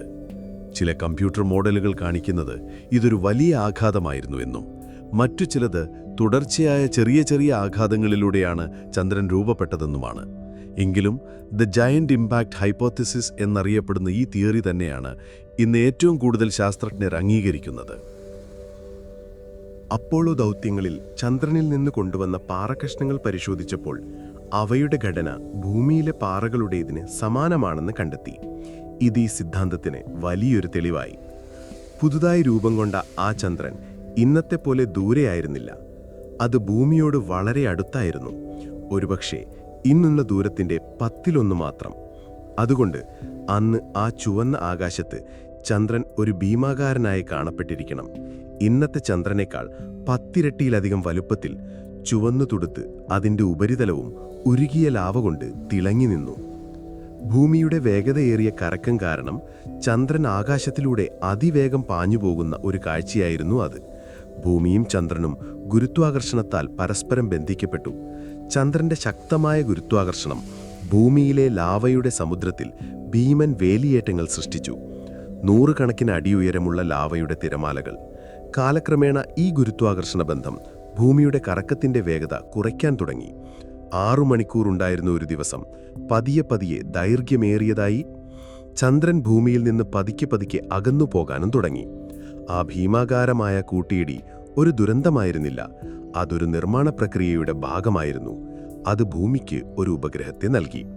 ഭാവിയിൽ ഭൂമിയുടെ അച്ചുതണ്ടിന്റെ ചരിവ് സ്ഥിരപ്പെടുത്താനും കാലാവസ്ഥയെ നിയന്ത്രിക്കാനും ഒരുപക്ഷെ ജീവന്റെ ഉത്ഭവത്തെ സഹായിക്കാനും പോകുന്ന ഒരു കൂട്ടുകാരനെ. ഇപ്പോൾ ചുട്ടുപഴുത്ത ഭൂമിക്ക് മുകളിൽ ചുവന്ന ആകാശത്ത് ഉരുകിത്തിളങ്ങുന്ന ചന്ദ്രൻ ഒരു സാക്ഷിയായി നിന്നു. ചുട്ടുപഴുത്ത ഭൂമിക്കും അതിന് സാക്ഷിയായി നിന്ന ഉരുകിയ ചന്ദ്രനും മുകളിൽ കോടിക്കണക്കിന് വർഷങ്ങൾ കടന്നുപോകുകയാണ്. പക്ഷേ ഇവിടെ വർഷങ്ങൾ എന്ന് പറയുമ്പോൾ നമ്മൾ കരുതുന്നത് പോലെയല്ല. ഓരോ നിമിഷവും ഓരോ യുഗമാണ്. ഭൂമിയുടെ ഉപരിതലത്തിലെ ലാവയുടെ മഹാസമുദ്രം പതിയെ തണുക്കാൻ തുടങ്ങുന്നു. ബഹിരാകാശത്തിൻ്റെ തണുപ്പിലേക്ക് അതിൻ്റെ ഭീമമായ ചൂട് പതിയെ പതിയെ വികിരണം ചെയ്യപ്പെടുന്നു. ഈ തണുക്കൽ പ്രക്രിയയുടെ ഫലമായി ലാവയുടെ ഉപരിതലത്തിൽ നേർത്ത ഒരു പാട രൂപപ്പെടുന്നു. കട്ടൻ ചായയുടെ മുകളിൽ പാട വരുന്നതുപോലെ. പക്ഷെ അതൊരു സ്ഥിരമായ പാടയല്ല. കറുത്ത ഉറച്ച പാറയുടെ ഒരു നേർത്ത പുറന്തോടാണിത്. താഴെ ഇപ്പോഴും തിളച്ചുമറിയുന്ന ലാവയുടെ സമുദ്രം ഇളകിക്കൊണ്ടിരിക്കുകയാണ്. അതിൻ്റെ ശക്തമായ പ്രവാഹങ്ങൾ ഈ പുതിയ പുറന്തോടിനെ നിരന്തരം പൊട്ടിക്കുന്നു, കഷ്ണങ്ങളാക്കുന്നു, വീണ്ടും ഉള്ളിലേക്ക് വലിച്ച് ഉരുക്കിക്കളയുന്നു. പുതിയ പുറന്തോടുകൾ രൂപപ്പെടുന്നു, വീണ്ടും തകർക്കപ്പെടുന്നു. കോടിക്കണക്കിന് വർഷങ്ങൾ നീണ്ടുനിന്ന ഒരു ചാക്രിക പ്രവൃത്തിയായിരുന്നു ഇത്. ഭൂമി അതിൻ്റെ പുറംചട്ട ധരിക്കാൻ ശ്രമിക്കുകയാണ്. പക്ഷെ അതിൻ്റെ ഉള്ളിലെ തീ അതിനെ അനുവദിക്കുന്നില്ല. ഈ സമയത്താണ് ഭൂമിയുടെ ഉള്ളിൽ നിന്നും ഒരു പുതിയ ശക്തി പുറത്തേക്ക് വരാൻ തുടങ്ങുന്നത്. ഭൂമി രൂപപ്പെട്ടപ്പോൾ, പാറക്കൂട്ടങ്ങൾ കൂടിച്ചേർന്നപ്പോൾ അവയ്ക്കുള്ളിൽ ധാരാളം വാതകങ്ങളും കുടുങ്ങിപ്പോയിരുന്നു. ജലം നീരാവിയുടെ രൂപത്തിൽ, കാർബൺ ഡയോക്സൈഡ്, നൈട്രജൻ, സൾഫർ സംയുക്തങ്ങൾ എന്നിവയെല്ലാം ഭൂമിയുടെ മാന്റിലിനുള്ളിൽ അതിഭീമമായ മർദ്ദത്തിൽ ഞെരിഞ്ഞമർന്നിരിക്കുകയായിരുന്നു. ഇപ്പോൾ ഭൂമിയുടെ പുറന്തോടിന് ബലമില്ലാത്തതുകൊണ്ട് ഈ വാതകങ്ങൾക്ക് പുറത്തേക്ക് വരാൻ ഒരിടം കിട്ടുന്നു. ഭൂമിയുടെ ഉപരിതലത്തിൽ വിള്ളലുകൾ ഉണ്ടാകുന്നു. ആ വിള്ളലുകളിലൂടെ ഭൂമിയുടെ ഉള്ളിൽ നിന്നുള്ള വാതകങ്ങൾ അതിശക്തമായി പുറത്തേക്ക് ചീറ്റുന്നു. ഇതായിരുന്നു ഭൂമിയിലെ ആദ്യത്തെ അഗ്നിപർവ്വതങ്ങൾ. പക്ഷേ അവ ഇന്നത്തെപ്പോലെ കോണാകൃതിയിലുള്ള പർവ്വതങ്ങളായിരുന്നില്ല, മറിച്ച് കിലോമീറ്ററുകളോളം നീളമുള്ള വിള്ളലുകളായിരുന്നു. ആ വിള്ളലുകളിലൂടെ നൂറ്റാണ്ടുകളോളം നിർത്താതെ വാതകങ്ങളും ലാവയും പുറത്തേക്ക് പ്രവഹിച്ചുകൊണ്ടിരുന്നു. ശാസ്ത്രജ്ഞർ ഈ പ്രക്രിയയെ ഔട്ട്ഗ്യാസിംഗ് എന്ന് വിളിക്കുന്നു. ഭൂമി അതിൻ്റെ ഉള്ളിലടക്കി വെച്ച് ശ്വാസം പുറത്തുവിടുകയാണ്. ഈ വാതകങ്ങൾ പുറത്തുവന്ന് ബഹിരാകാശത്തേക്ക് പറന്നുപോയില്ല. കാരണം ഇപ്പോൾ ഭൂമിക്ക് ആവശ്യത്തിന് വലുപ്പവും ഗുരുത്വാകർഷണവുമുണ്ട്. ആ ഗുരുത്വാകർഷണം ഈ വാതകങ്ങളെ ഭൂമിക്ക് ചുറ്റും ഒരു പുതപ്പ് പോലെ പിടിച്ചു നിർത്തി. അങ്ങനെ ഭൂമിയുടെ ആദ്യത്തെ യഥാർത്ഥ അന്തരീക്ഷം രൂപം കൊള്ളുന്നു. പക്ഷെ ഇതൊരു ജീവശ്വാസം നൽകുന്ന അന്തരീക്ഷമല്ല. ഇതിൽ ഓക്സിജന്റെ ഒരു തരി പോലുമില്ല. പകരം 80% നീരാവി, പിന്നെ കാർബൺ ഡയോക്സൈഡ്, നൈട്രജൻ, ഒപ്പം ചീഞ്ഞ മുട്ടയുടെ ഗന്ധമുള്ള സൾഫർ ഡയോക്സൈഡ്, ഹൈഡ്രജൻ സൾഫൈഡ് പോലുള്ള വാതകങ്ങളും. നിങ്ങൾക്കൊരു ടൈം മെഷീൻ കിട്ടി അങ്ങോട്ട് പോയാൽ ശ്വാസമെടുക്കുന്നതിന് മുൻപ് തന്നെ നിങ്ങൾ മരിക്കും. അത്രയ്ക്ക് വിഷമയമായിരുന്നു ആ വായു. ഈ കനത്ത അന്തരീക്ഷം കാരണം ആകാശത്തിൻ്റെ നിറം വീണ്ടും മാറുന്നു. ഇപ്പോൾ അത് ചുവപ്പല്ല, മറിച്ച് സൾഫർ സംയുക്തങ്ങൾ കാരണം ഒരു തരം മഞ്ഞ കലർന്ന തവിട്ട് നിറമാണ്. സൂര്യപ്രകാശം ഈ കനത്ത മേഘങ്ങൾക്കിടയിലൂടെ നേർത്ത വെളിച്ചമായി മാത്രം താഴെയെത്തുന്നു. ഭൂമി ഒരു വിഷപ്പുക നിറഞ്ഞ ഗോളമായി മാറുകയാണ്. എന്നാൽ ഈ വിഷപ്പുകയാണ് ഭൂമിയെ ജീവിക്കാൻ കൊള്ളാവുന്ന ഒരിടമാക്കി മാറ്റാൻ പോകുന്ന ആദ്യത്തെ പടി. ഈ പുതിയ അന്തരീക്ഷത്തിനൊരു പ്രത്യേകതയുണ്ടായിരുന്നു. അത് അതിഭീമമായ മർദ്ദമുള്ള ഒന്നായിരുന്നു. ഇന്നത്തെ നമ്മുടെ അന്തരീക്ഷ മർദ്ദത്തിൻ്റെ 100 ഇരട്ടിയിലധികം. അതിൻ്റെ അർത്ഥം അന്ന് ഭൂമിയുടെ ഉപരിതലത്തിൽ നിൽക്കുന്നത് സമുദ്രത്തിൻ്റെ 1 കിലോമീറ്റർ ആഴത്തിൽ നിൽക്കുന്നതിന് തുല്യമായിരുന്നു. വായുവിന് ഇന്നത്തേതിനേക്കാൾ വളരെ സാന്ദ്രതയുണ്ടായിരുന്നു. അതൊരു കട്ടിയുള്ള ദ്രാവകം പോലെ അനുഭവപ്പെട്ടേനെ. ഈ കനത്ത പുതപ്പ് ഭൂമിക്കൊരു വലിയ ഉപകാരം ചെയ്തു. അക്കാലത്ത്, അതായത് 400 കോടി വർഷങ്ങൾക്ക് മുൻപ്, നമ്മുടെ സൂര്യൻ ഇന്നത്തെപ്പോലെ അത്ര പ്രകാശമുള്ളതായിരുന്നില്ല. അതൊരു മങ്ങിയ യുവസൂര്യനായിരുന്നു. ഇന്നുള്ളതിൻ്റെ ഏകദേശം 75% പ്രകാശം മാത്രമേ അതിൽ നിന്ന് പുറത്തു വന്നിരുന്നുള്ളൂ. സാധാരണഗതിയിൽ ഇത്രയും കുറഞ്ഞ സൂര്യപ്രകാശം ലഭിക്കുന്ന ഒരു ഗ്രഹം തണുത്തുറഞ്ഞൊരു ഐസ് ഗോളമായി മാറേണ്ടതാണ്. ഇതിനെ ശാസ്ത്രലോകത്ത് മങ്ങിയ യുവസൂര്യൻ്റെ പ്രഹേളിക അഥവാ ഫെയിൻറ്റ് യങ് സൺ പാരഡോക്സ് എന്ന് വിളിക്കുന്നു. ഭൂമി എന്തുകൊണ്ടന്ന് ഐസ് ആയില്ല? ഉത്തരം അവിഷമയമായ അന്തരീക്ഷത്തിലാണ്. അതിലടങ്ങിയിരുന്ന കാർബൺ ഡയോക്സൈഡും മീഥേനും ശക്തമായ ഹരിതഗൃഹവാതകങ്ങളായിരുന്നു. സൂര്യനിൽ നിന്നുള്ള ആ നേർത്ത ചൂടിനെ അവ ഭൂമിയിൽ നിന്ന് പുറത്തേക്ക് പോകാൻ അനുവദിക്കാതെ ഈ കനത്ത പുതപ്പിനുള്ളിൽ പിടിച്ചു നിർത്തി. ഒരു കമ്പിളി പുതപ്പ് നമ്മുടെ ശരീരത്തിന്റെ ചൂട് പുറത്തു പോകാതെ സംരക്ഷിക്കുന്നതുപോലെ ഈ ഹരിതഗ്രഹ പ്രഭാവം അത്ര ശക്തമായിരുന്നതുകൊണ്ട് മങ്ങിയ സൂര്യനായിരുന്നിട്ടും ഭൂമിയുടെ ഉപരിതലത്തിലെ താപനില 100 കണക്കിന് ഡിഗ്രി സെൽഷ്യസിൽ തന്നെ തുടർന്നു. ഈ അന്തരീക്ഷം എങ്ങനെയാണ് ഭൂമിയെ ഐസാകുന്നതിൽ നിന്ന് രക്ഷിച്ചത് എന്നതിനെക്കുറിച്ച് ശാസ്ത്രജ്ഞർക്കിടയിൽ ഇപ്പോഴും ചർച്ചകൾ നടക്കുന്നുണ്ട്. ചിലർ വാദിക്കുന്നത് കാർബൺ ഡൈ ഓക്സൈഡിൻ്റെ അളവ് ഇന്നത്തേതിൻ്റെ 1000കണക്കിന് ഇരട്ടിയായിരുന്നതുകൊണ്ടാണ് ഇത് സംഭവിച്ചതെന്നാണ്. മറ്റു ചിലർ കരുതുന്നത് കാർബൺ ഡൈ ഓക്സൈഡിനേക്കാൾ 30 ഇരട്ടി ചൂട് പിടിച്ചു വയ്ക്കാൻ കഴിവുള്ള മീഥേൻ വാതകത്തിൻ്റെ സാന്നിധ്യമാണ് ഇതിന് കാരണമെന്നാണ്. ഏതായാലും ആ വിഷവാതകങ്ങളുടെ പുതപ്പ് ഭൂമിയെ ഒരു മഞ്ഞുകോളമാവുന്നതിൽ നിന്ന് രക്ഷിച്ചു. അങ്ങനെ ഭൂമി ഒരു പുതിയ ഘട്ടത്തിലേക്ക് കടക്കുകയാണ്. പുറത്ത് കറുത്ത പാറകളുടെ പുറന്തോടും അതിലെ വിള്ളലുകളിലൂടെ നിരന്തരം വാതകങ്ങൾ ചീറ്റുന്ന അഗ്നിപർവ്വതങ്ങളും, അതിനു മുകളിൽ കാർബൺ ഡൈ ഓക്സൈഡും നീരാവിയും നിറഞ്ഞ അതിഭീമമായ മർദ്ദമുള്ള ഒരു വിഷമയമായ അന്തരീക്ഷം. ഈ അന്തരീക്ഷം ഒരു ഭീമൻ പ്രഷർ കുക്കർ പോലെ പ്രവർത്തിച്ചു. സൂര്യൻ്റെ നേർത്ത ചൂടിനെ ഉള്ളിൽ തടഞ്ഞു നിർത്തി അത് ഭൂമിയെ ചുട്ടുപൊള്ളുന്ന അവസ്ഥയിൽ നിലനിർത്തി. ഒരുപക്ഷേ ഭൂമിയിലെ ഏറ്റവും വിചിത്രമായ ഒരു കാലഘട്ടമായിരുന്നു ഇത്. മുകളിൽ ലക്ഷക്കണക്കിന് വർഷങ്ങൾ നീണ്ടു നിൽക്കുന്ന ഒരു ആസിഡ് മഴ പെയ്യാനുള്ള സാധ്യത ഒരുങ്ങുന്നു. കാരണം അന്തരീക്ഷത്തിലെ 80% നീരാവിയാണ്. ആ നീരാവിക്ക് തണുത്ത വെള്ളമായി താഴേക്ക് പെയ്യാൻ പാകത്തിന് ഭൂമി ഇനിയും തണുത്തിട്ടില്ല. എന്നാൽ ആ സമയം അടുത്തു വരികയാണ്. ഈ വിഷമയമായ പുതുപ്പാണ് ഭൂമിയിലെ അടുത്ത അത്ഭുതം. അതായത് ജലത്തിൻ്റെ വരവിന് അരങ്ങൊരുക്കുന്നത്. ഒരു നരകതുല്യമായ ലോകം മറ്റൊരു ലോകത്തിന് ജന്മം നൽകാൻ തയ്യാറെടുക്കുകയാണ്.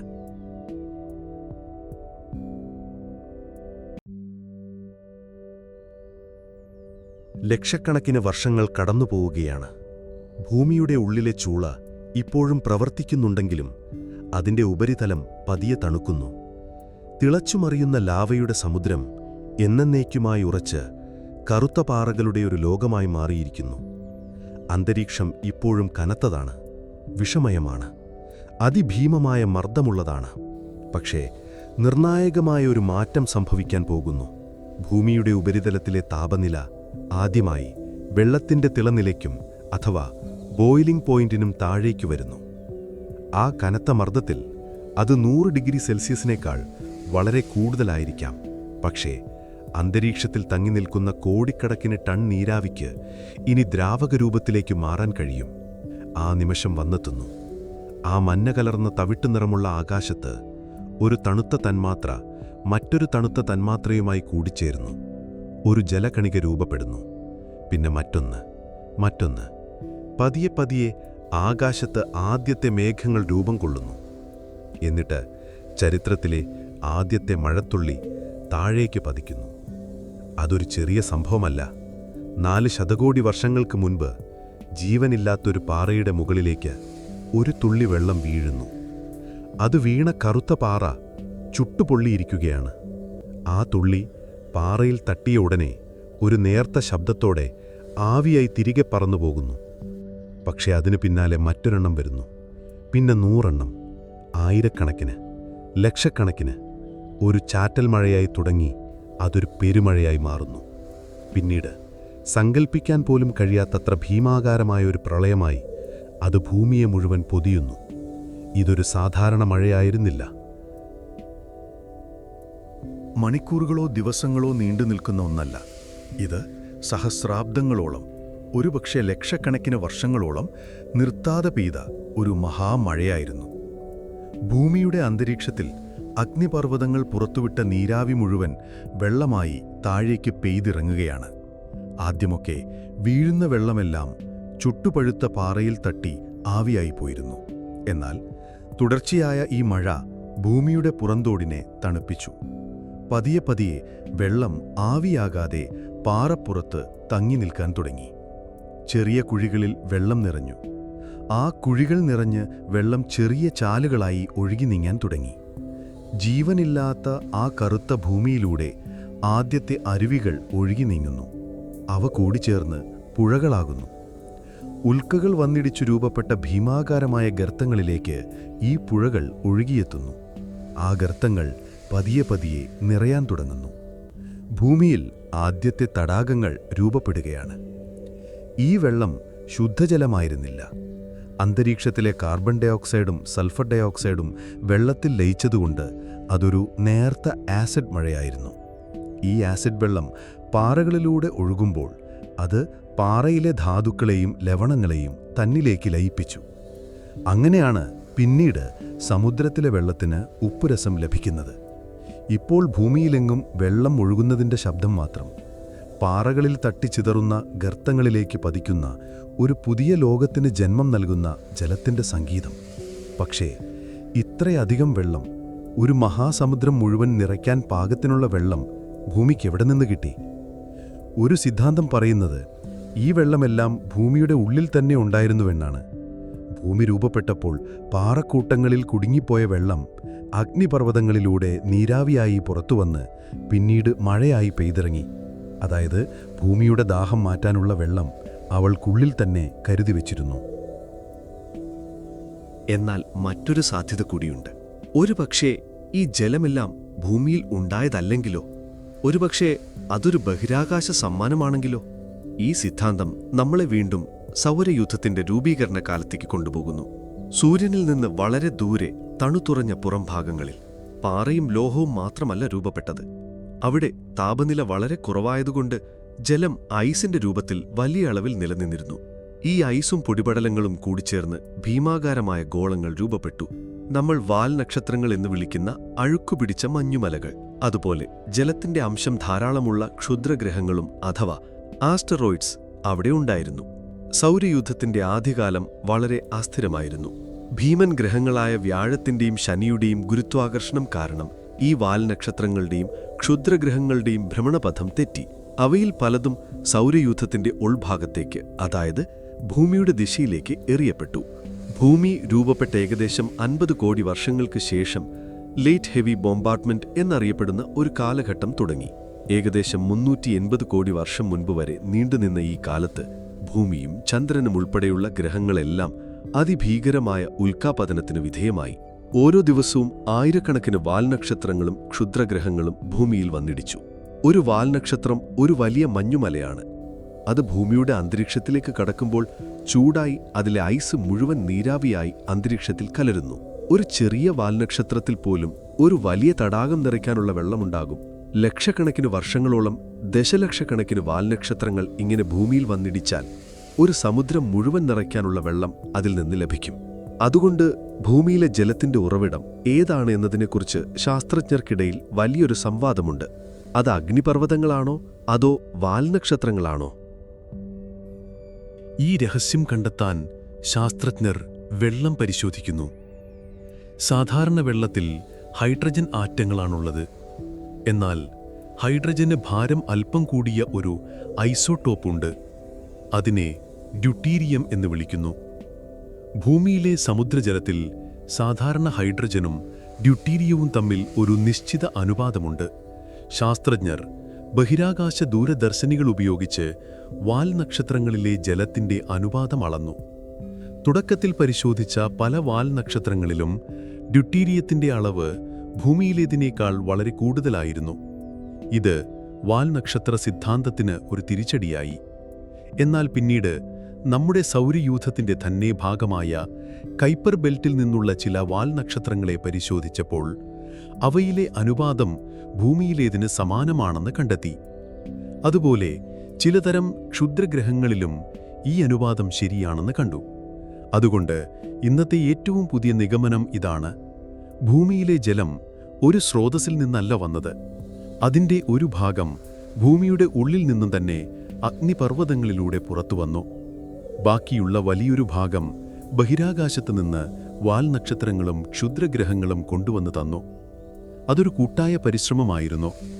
ഇപ്പോൾ ലക്ഷക്കണക്കിന് വർഷത്തെ മഴയ്ക്ക് ശേഷം ഭൂമിയൊരു നീലഗ്രഹമായി മാറുകയാണ്.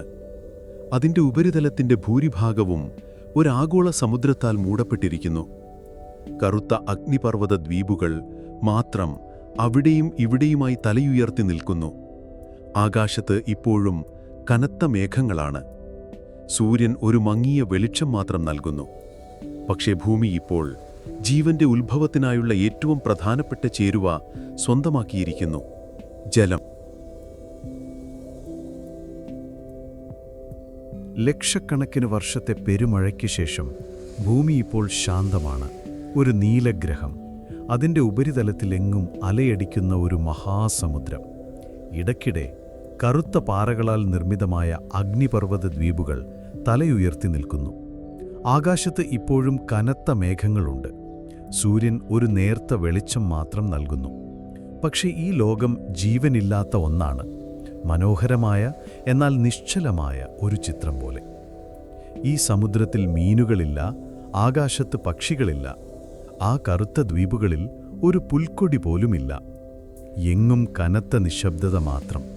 പക്ഷേ ആ നിശബ്ദതയിൽ, ആഴക്കടലിൻ്റെ ഇരുട്ടിൽ, മനുഷ്യചരിത്രത്തിലെ എല്ലാ യുദ്ധങ്ങളെക്കാളും, എല്ലാ കണ്ടുപിടുത്തങ്ങളെക്കാളും, എല്ലാ കലാരൂപങ്ങളെക്കാളും പ്രധാനപ്പെട്ട ഒരു സംഭവം നടക്കാൻ പോവുകയാണ്: ജീവന്റെ ഉത്ഭവം.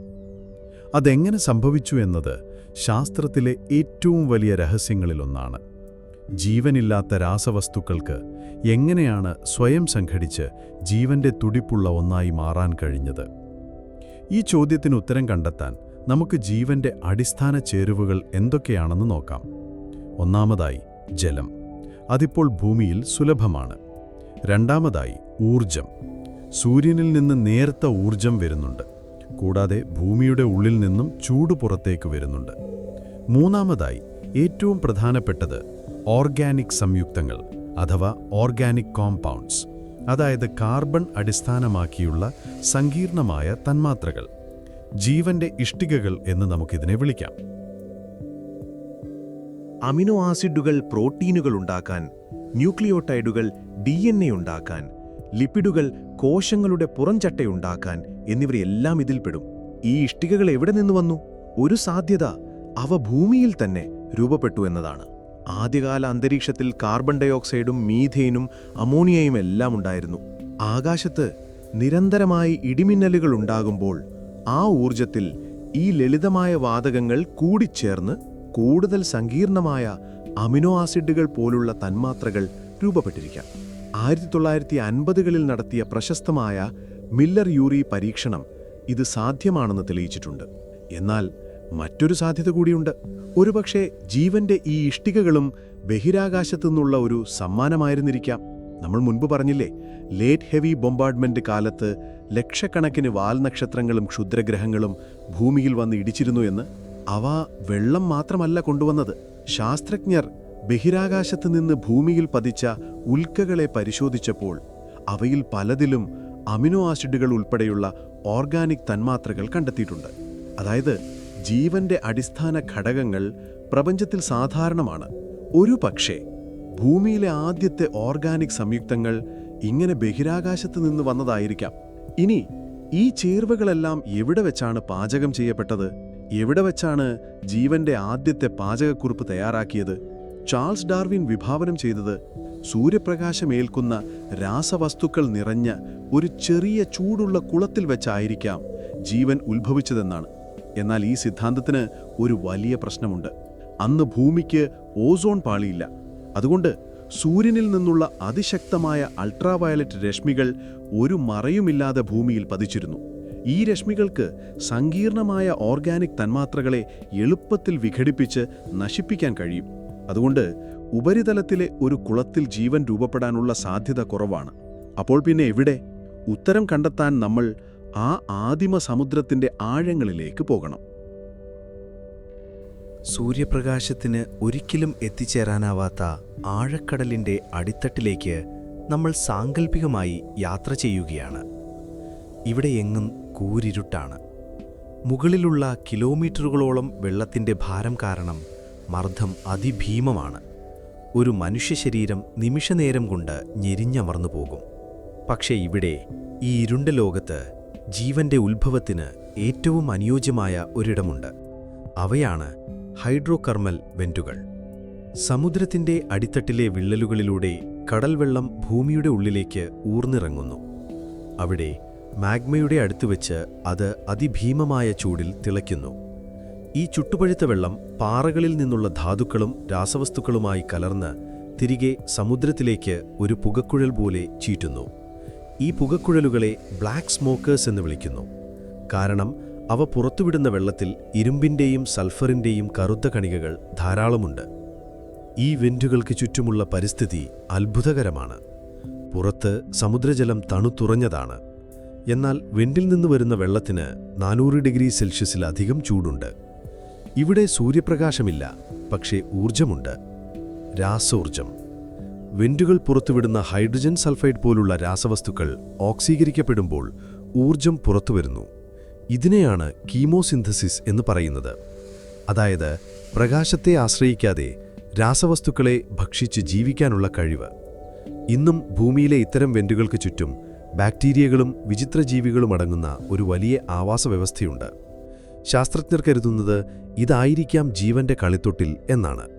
കാരണം ഇവിടെ അൾട്രാവയലറ്റ് രശ്മികളിൽ നിന്ന് പൂർണ്ണ സംരക്ഷണമുണ്ട്. ജീവന്റെ ഇഷ്ടികകളായ ഓർഗാനിക് തന്മാത്രകൾക്ക് ഒത്തുചേരാൻ ആവശ്യമായ ഊർജമുണ്ട്. കൂടാതെ വെന്റുകളിലെ ചെറിയ സുഷിരങ്ങൾ ഒരു സ്വാഭാവിക പരീക്ഷണശാല പോലെ പ്രവർത്തിച്ച് ഈ തന്മാത്രകളെ ഒരുമിച്ച് നിർത്തുന്നു. ഈ പരീക്ഷണശാലയിൽ അമിനോ ആസിഡുകൾ പരസ്പരം കോർത്ത് പ്രോട്ടീനുകളായി, ലിപ്പിഡുകൾ ഒന്നിച്ചു ചേർന്ന് ചെറിയ കുമിളകളായി. പക്ഷേ ഏറ്റവും വലിയ കുതിച്ചുചാട്ടം മറ്റൊന്നായിരുന്നു: സ്വയം വിഭജിക്കാൻ കഴിവുള്ള ഒരു തന്മാത്രയുടെ രൂപീകരണം. ഇവിടെയാണ് RNA വേൾഡ് ഹൈപ്പോത്തസിസ് വരുന്നത്. ഇന്നത്തെ ജീവികളിൽ വിവരങ്ങൾ സൂക്ഷിക്കുന്നത് DNA-യും ആ വിവരങ്ങൾ അനുസരിച്ച് ജോലികൾ ചെയ്യുന്നത് പ്രോട്ടീനുകളുമാണ്. എന്നാൽ RNA എന്ന തന്മാത്രയ്ക്ക് ഈ രണ്ട് ജോലികളും ഒരുമിച്ച് ചെയ്യാൻ കഴിയും. അതിന് വിവരങ്ങൾ സൂക്ഷിക്കാനും ഒരു എൻസൈം പോലെ മറ്റു രാസപ്രവർത്തനങ്ങളെ സഹായിക്കാനും സാധിക്കും. അതുകൊണ്ട് ഒരുപക്ഷേ ഭൂമിയിലെ ആദ്യത്തെ ജീവരൂപം DNA അടിസ്ഥാനമാക്കിയുള്ളതായിരുന്നില്ല, മറിച്ച് RNA അടിസ്ഥാനമാക്കിയുള്ളതായിരുന്നു. ഈ വെന്റുകൾക്ക് ചുറ്റും കോടിക്കണക്കിന് വർഷത്തെ പരീക്ഷണങ്ങൾക്കൊടുവിൽ സ്വയം വിഭജിക്കാൻ കഴിവുള്ള ഒരു RNA തന്മാത്ര യാദൃശ്ചികമായി രൂപപ്പെട്ടു. പിന്നീട് അതും ഒരു ലിപ്പിഡ് കുമിളയ്ക്കുള്ളിൽ അകപ്പെട്ടു. ഒരു കോശത്തിന്റെ ആദ്യ രൂപം, ഒരു പ്രോട്ടോസെൽ. അതിനൊരു പുറംചട്ടയുണ്ട്, അതിനുള്ളിൽ വിവരങ്ങളുണ്ട്, അത് വിഭജിക്കുന്നു. ജീവൻ തുടങ്ങിക്കഴിഞ്ഞു. ഈ സംഭവം ഒരു വലിയ സ്ഫോടനമായിരുന്നില്ല. ആഴക്കടലിലെ ഇരുട്ടിൽ ഒരു സൂക്ഷ്മദർശിനിയിലൂടെ മാത്രം കാണാൻ കഴിയുന്ന ഒരു ചെറിയ കുമിള രണ്ടായി പിളർന്ന നിശബ്ദമായൊരു നിമിഷം. പക്ഷേ ആ നിമിഷം ഭൂമിയുടെ വിധി എന്നേക്കുമായി മാറി. ഇന്ന് ഭൂമിയിലുള്ള ഓരോ ജീവിയുടെയും, ഒരു ബാക്ടീരിയയുടെയും, ഒരു മരത്തിൻ്റെയും, നിങ്ങളുടെയും എൻ്റെയും പൊതുവായ പൂർവികൻ ലൂക്ക അഥവാ ലാസ്റ്റ് യൂണിവേഴ്സൽ കോമൺ ആൻസെസ്റ്റർ ജനിച്ചത് ഒരുപക്ഷേ ഇതുപോലൊരു ഇരുണ്ട ചൂടുള്ള വിള്ളലിലായിരിക്കാം. ആ നിശബ്ദമായ വിപ്ലവം തുടങ്ങിക്കഴിഞ്ഞിരിക്കുന്നു.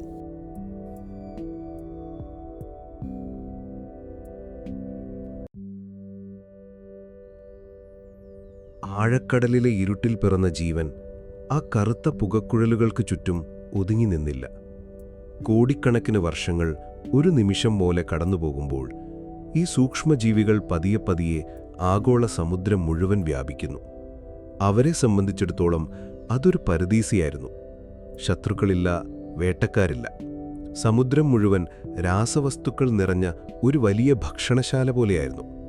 അവ വിഭജിച്ച് പെരുകി സമുദ്രത്തിലെ ഓരോ കോണിലും ജീവന്റെ നേർത്ത സാന്നിധ്യമായി മാറി. പക്ഷേ ഈ ജീവികളെല്ലാം ഒരു പരിമിതിക്കുള്ളിൽ ജീവിക്കുന്നവരായിരുന്നു. അവയ്ക്ക് ഊർജം ലഭിച്ചിരുന്നത് രാസവസ്തുക്കളിൽ നിന്നാണ്. അതുകൊണ്ട് അഗ്നിപർവ്വതങ്ങളുടെയും ഹൈഡ്രോതെർമൽ വെന്റുകളുടെയും സാമീപ്യം അവയ്ക്ക് ആവശ്യമായിരുന്നു.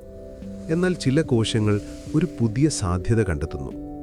സമുദ്രത്തിൻ്റെ മുകൾ പരപ്പിൽ, സൂര്യപ്രകാശം തുളച്ചുകയറുന്ന ഇടങ്ങളിൽ ഒരു പുതിയ ഊർജ സ്രോതസ്സ് കാത്തിരിക്കുന്നുണ്ടായിരുന്നു. ഈ സമയത്താണ് ജീവന്റെ ചരിത്രത്തിലെ ഏറ്റവും വലിയ കണ്ടുപിടുത്തങ്ങളിലൊന്ന് സംഭവിക്കുന്നത്. ചില ബാക്ടീരിയകൾ സൂര്യപ്രകാശത്തെ ഭക്ഷണമാക്കി മാറ്റാനുള്ള ഒരു മാന്ത്രിക വിദ്യ പഠിച്ചെടുക്കുന്നു: പ്രകാശ സംശ്ലേഷണം. നമ്മളിന്ന് കാണുന്ന ചെടികളെല്ലാം ചെയ്യുന്ന അതേ പ്രക്രിയ. അവ സൂര്യപ്രകാശത്തിലെ ഊർജം ഉപയോഗിച്ച് വെള്ളവും അന്തരീക്ഷത്തിലെ കാർബൺ ഡയോക്സൈഡും ചേർത്ത് പഞ്ചസാര, അതായത് ഭക്ഷണം, നിർമ്മിക്കാൻ തുടങ്ങി. ഈ വിപ്ലവത്തിന് നേതൃത്വം നൽകിയത് സൈനോബാക്ടീരിയ എന്നറിയപ്പെടുന്ന ഒരു തരം സൂക്ഷ്മജീവിയാണ്. അവയ്ക്ക് നീലയും പച്ചയും കലർന്ന നിറമായതുകൊണ്ട് നീലഹരിത ആൽഗകൾ എന്ന് വിളിക്കാറുണ്ട്. അവ കൂട്ടമായി ജീവിച്ച് സമുദ്രത്തിൻ്റെ അടിത്തട്ടിൽ പായറി പിടിച്ചതുപോലെ സ്ട്രൊമറ്റോലൈറ്റുകൾ എന്നറിയപ്പെടുന്ന പാളികളുള്ള പാറകൾ രൂപപ്പെടുത്തി. ഇന്നും ഓസ്ട്രേലിയ പോലുള്ള സ്ഥലങ്ങളിൽ ഈ ജീവിക്കുന്ന ഫോസിലുകളെ കാണാൻ കഴിയും. ഈ പുതിയ കണ്ടുപിടുത്തം അവയ്ക്ക് വലിയൊരു നേട്ടമായിരുന്നു.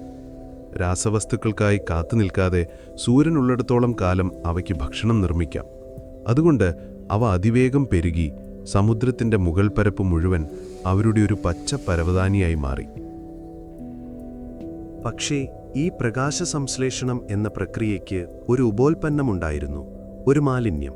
അതാണ് ഓക്സിജൻ.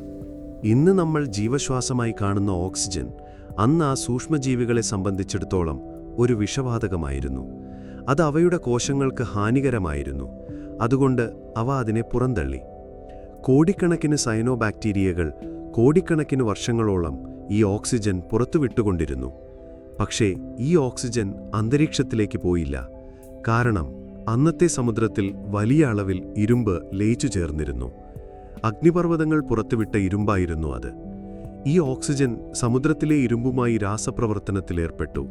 അതിൻ്റെ ഫലമാണ് തുരുമ്പ്, അഥവാ അയൺ ഓക്സൈഡ്. സമുദ്രം പതിയെ പതിയെ തുരുമ്പെടുക്കാൻ തുടങ്ങി. പുറത്തുവന്ന ഓക്സിജൻ മുഴുവൻ ഇങ്ങനെ ഇരുമ്പുമായി ചേർന്ന് കോടിക്കണക്കിന് ടൺ തുരുമ്പ് കണികകളായി സമുദ്രത്തിൻ്റെ അടിത്തട്ടിൽ അടിഞ്ഞുകൂടി. സമുദ്രത്തിൻ്റെ നിറം മാറാൻ തുടങ്ങി. ഇന്നത്തെ നീല നിറമായിരുന്നില്ല, മറിച്ച് തുരുമ്പിൻ്റെ ചുവപ്പ് കളർന്ന തവിട്ട് നിറമായിരുന്നു അതിന്. ഓരോ വർഷവും ഋതുക്കൾ മാറുന്നതിനനുസരിച്ച് സൈനോബാക്ടീരിയകളുടെ പ്രവർത്തനത്തിൽ ഏറ്റക്കുറച്ചിലുകൾ ഉണ്ടാകുമ്പോൾ ഈ തുരുമ്പിൻ്റെ പാളികൾക്ക് മുകളിൽ സിലിക്കയുടെ നേർത്ത പാളികൾ വന്നടിയും. കോടിക്കണക്കിന് വർഷങ്ങൾ ആവർത്തിച്ച ഈ പ്രക്രിയയുടെ ഫലമായി സമുദ്രത്തിൻ്റെ അടിത്തട്ടിൽ ചുവപ്പും ചാരനിറവും കലർന്ന ഭീമൻ പാറകൾ രൂപപ്പെട്ടു. ഇവയാണ് ബാൻഡഡ് അയൺ ഫോർമേഷൻസ്.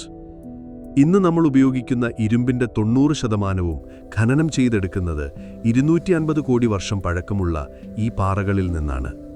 അതായത് നിങ്ങളുടെ കാറും കെട്ടിടങ്ങളും, എന്തിന് നിങ്ങളുടെ സ്പൂൺ പോലും നിർമ്മിച്ചിരിക്കുന്നത് കോടിക്കണക്കിന് വർഷങ്ങൾക്ക് മുൻപ് ചെറിയ ബാക്ടീരിയകൾ പുറത്തുവിട്ട ഓക്സിജന്റെ ഫലമായി രൂപപ്പെട്ട തുരുമ്പിൽ നിന്നാണ്.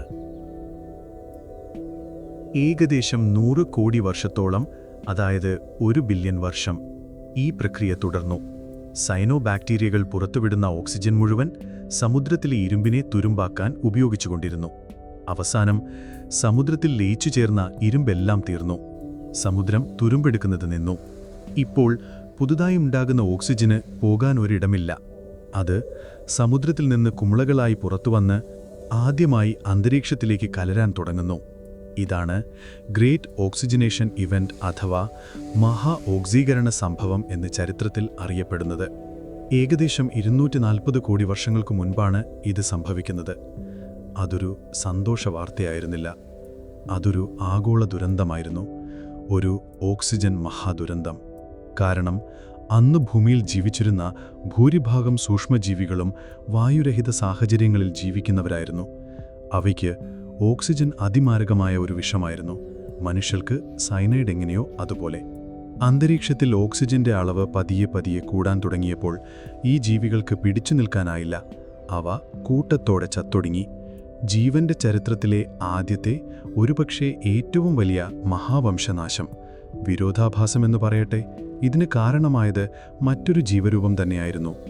സൈനോബാക്ടീരിയകൾ അവരറിയാതെ തങ്ങളുടെ സഹജീവികളെ കൂട്ടക്കൊല ചെയ്യുകയായിരുന്നു. ഭൂമിയിലെ ജീവന്റെ 99% ഒരുപക്ഷെ ആ ദുരന്തത്തിൽ ഇല്ലാതായി. ഓക്സിജനെ അതിജീവിക്കാൻ കഴിവുള്ളവ മാത്രം രക്ഷപ്പെട്ടു. ചിലത് ഓക്സിജൻ ഇല്ലാത്ത ചെളിക്കുണ്ടുകളിലും ആഴക്കടലിലും അഭയം തേടി. മറ്റു ചിലത് ഈ വിഷവാതകത്തെ ശ്വസിക്കാനും ഊർജത്തിനായിട്ട് ഉപയോഗിക്കാനും പഠിച്ചു. അങ്ങനെ എയറോബിക് ജീവികൾ, അതായത് ഓക്സിജൻ ശ്വസിക്കുന്ന ജീവികൾ ആദ്യമായി പരിണമിച്ചുണ്ടായി. ഈ ഓക്സിജൻ വിപ്ലവത്തിന് മറ്റൊരു വലിയ പാർശ്വഫലമുണ്ടായിരുന്നു. അന്നത്തെ അന്തരീക്ഷത്തിൽ മീഥേൻ എന്നൊരു ശക്തമായ ഹരിതഗൃഹവാതകം ധാരാളമുണ്ടായിരുന്നു. ഓക്സിജൻ ഈ മീഥേനുമായി പ്രവർത്തിച്ച് അതിനെ കാർബൺ ഡൈ ഓക്സൈഡും വെള്ളവുമാക്കി മാറ്റി. മീഥേൻ അപ്രത്യക്ഷമായതോടെ ഭൂമിയുടെ അന്തരീക്ഷത്തിന് ചൂട് പിടിച്ചു നിർത്താനുള്ള കഴിവ് പെട്ടെന്ന് കുറഞ്ഞു. ഭൂമി അതിവേഗം തണുക്കാൻ തുടങ്ങി. അങ്ങനെ ഭൂമി അതിൻ്റെ ചരിത്രത്തിലെ ആദ്യത്തെ ഏറ്റവും ദൈർഘ്യമേറിയ മഹാശൈത്യത്തിലേക്ക്, അഥവാ ഐസ് ഏജിലേക്ക് വഴുതി വീണു. ഹ്യൂറോണിയൻ ഗ്ലേസിയേഷൻ എന്നറിയപ്പെടുന്ന ഈ മഞ്ഞുകാലം 30 കോടി വർഷത്തോളം നീണ്ടുനിന്നു. ഭൂമി ഒരു മഞ്ഞുഗോളമായി, അതായത് ഒരു സ്നോബോൾ എർത്ത് ആയി മാറിയെന്നാണ് ചില ശാസ്ത്രജ്ഞർ കരുതുന്നത്. ധ്രുവങ്ങളിൽ നിന്ന് തുടങ്ങിയ മഞ്ഞുപാളികൾ ഭൂമധ്യരേഖ വരെ എത്തി. ഭൂമിയെ മുഴുവൻ കിലോമീറ്ററുകൾ കനമുള്ള ഐസ് കൊണ്ട് മൂടി. ജീവൻ ഏതാണ്ട് പൂർണ്ണമായും ഇല്ലാതാകേണ്ടതായിരുന്നു. പക്ഷേ അഗ്നിപർവ്വതങ്ങൾ അപ്പോഴും സജീവമായിരുന്നു. അവ പുറത്തുവിട്ട കാർബൺ ഡൈ ഓക്സൈഡ് പതിയെ പതിയെ അന്തരീക്ഷത്തിൽ അടിഞ്ഞുകൂടി വീണ്ടും ഹരിതഗ്രഹ പ്രഭാവമുണ്ടാക്കി ഭൂമിയെ പതിയെ ചൂടുപിടിപ്പിച്ച് ആ മഞ്ഞുപുതപ്പിൽ നിന്ന് മോചിപ്പിച്ചു. ഈ ഓക്സിജൻ വിപ്ലവം പെട്ടെന്നൊരു ദിവസം ഉണ്ടായതാണോ അതോ പല ഘട്ടങ്ങളായി സംഭവിച്ചതാണോ എന്നതിനെക്കുറിച്ച് ശാസ്ത്രജ്ഞർക്കിടയിൽ ഇന്നും തർക്കമുണ്ട്. ചില പുതിയ പഠനങ്ങൾ സൂചിപ്പിക്കുന്നത് പ്രധാന സംഭവത്തിന് കോടിക്കണക്കിന് വർഷങ്ങൾ മുൻപ് തന്നെ അന്തരീക്ഷത്തിൽ ചെറിയ തോതിൽ ഓക്സിജന്റെ മിന്നലാട്ടങ്ങൾ ഉണ്ടായിരുന്നിരിക്കാം എന്നാണ്. എന്തായാലും ഒരു കാര്യം ഉറപ്പാണ്, ആ ചെറിയ ബാക്ടീരിയകൾ പുറത്തൊഴുക്ക മാലിന്യം ഭൂമിയെ എന്നേക്കുമായി മാറ്റിമറിച്ചു. ആ മങ്ങിയ തവിട് നിറമുള്ള ആകാശം എന്നേക്കുമായി വിട പറഞ്ഞു. ഓക്സിജൻ അന്തരീക്ഷത്തിലെ കണികകളുമായി പ്രവർത്തിക്കുമ്പോൾ നീല നിറത്തിലുള്ള പ്രകാശത്തെ കൂടുതൽ വിസരിപ്പിക്കുന്നു. അങ്ങനെ ചരിത്രത്തിൽ ആദ്യമായി ഭൂമിയുടെ ആകാശം നീല നിറമണിയുന്നു. നമ്മൾ ഇന്ന് കാണുന്ന നീലാകാശം ആ പുരാതന സൂക്ഷ്മജീവികളുടെ ഒരു സമ്മാനമാണ്. ഓക്സിജൻ വിപ്ലവത്തിന് ശേഷം ഭൂമിയുടെ ആകാശം നീലയായി. പക്ഷേ ആ നീലാകാശത്തിന് താഴെ ഭൂമിക്ക് മറ്റൊരു രഹസ്യമുണ്ടായിരുന്നു. അതിൻ്റെ ഉപരിതലം ശാന്തമായി കാണപ്പെടുന്നുണ്ടെങ്കിലും അത് ജീവനുള്ള ഒന്നായിരുന്നു. സൂക്ഷ്മജീവികൾ ഉള്ളതുകൊണ്ട് മാത്രമല്ല, ആ കറുത്ത പാറയുടെ ലോകം സ്വയം ചലിച്ചുകൊണ്ടിരുന്നതുകൊണ്ടും. ഭൂമിയുടെ പുറന്തോട് അഥവാ ക്രസ്റ്റ് ഒരൊറ്റ കഷ്ണമല്ല, അതൊരു പൊട്ടിയ മുട്ടത്തോട് പോലെ പല വലിയ കഷ്ണങ്ങളായി വിഭജിക്കപ്പെട്ടിരിക്കുന്നു. ഈ കഷ്ണങ്ങളെയാണ് നമ്മൾ ടെക്ടോണിക് പ്ലേറ്റ്സ് എന്ന് വിളിക്കുന്നത്. ചിലത് ഒരു ഭൂഖണ്ഡത്തോളം വലുതാണ്, മറ്റു ചിലത് സമുദ്രത്തിൻ്റെ അടിത്തട്ടിനോളം വിശാലമാണ്. ഈ ഫലകങ്ങൾ നിശ്ചലമല്ല, അവ ഭൂമിയുടെ അടുത്ത പാളിയായ മാൻഡിലിന് മുകളിലൂടെ വളരെ സാവധാനത്തിൽ ഒഴുകി നീങ്ങുകയാണ്. ഒരു വർഷം നിങ്ങളുടെ നഖം വളരുന്ന അത്രയും വേഗതയിൽ മാത്രം. അതുകൊണ്ട് നമുക്കത് അനുഭവിക്കാൻ കഴിയില്ല. പക്ഷേ കോടിക്കണക്കിന് വർഷങ്ങളെടുക്കുമ്പോൾ ഈ ചെറിയ ചലനം ഭൂഖണ്ഡങ്ങളെ ലോകത്തിൻ്റെ ഒരറ്റത്തു നിന്ന് മറ്റേ അറ്റത്തേക്ക് എത്തിക്കും. എന്താണ് ഈ ഫലകങ്ങളെ ചലിപ്പിക്കുന്നത്? ഉത്തരം ഭൂമിയുടെ ഉള്ളിലെ ചൂടാണ്. മാൻഡിൽ ഉറച്ച പാറയാണെങ്കിലും കോടിക്കണക്കിന് വർഷങ്ങളുടെ സമയക്രമത്തിൽ അതൊരു കട്ടിയുള്ള തേൻ പോലെയാണ് പെരുമാറുന്നത്. ഭൂമിയുടെ കാമ്പിൽ നിന്നുള്ള ചൂട് മാൻഡിലിൻ്റെ അടിഭാഗത്തെ പാറകളെ ചൂടുപിടിപ്പിക്കുന്നു. ചൂടുപിടിച്ച പാറയ്ക്ക് സാന്ദ്രത കുറയുന്നതുകൊണ്ട് അത് മുകളിലേക്കുയരുന്നു. മുകളിലെത്തുമ്പോൾ അത് തണുക്കുന്നു, സാന്ദ്രത കൂടുന്നു, വീണ്ടും താഴേക്ക് മുങ്ങുന്നു. ഒരു പാത്രത്തിൽ വെള്ളം ചൂടാക്കുമ്പോൾ കാണുന്നത് പോലെയുള്ള ഒരു സംവഹന പ്രവാഹം. ഈ ഭീമാകാരമായ പ്രവാഹങ്ങളാണ് അവയ്ക്ക് മുകളിലുള്ള ഫലകങ്ങളെ ഒരു കൺവെയർ ബെൽറ്റിൽ എന്ന പോലെ തള്ളിയും വലിച്ചും നീക്കുന്നത്.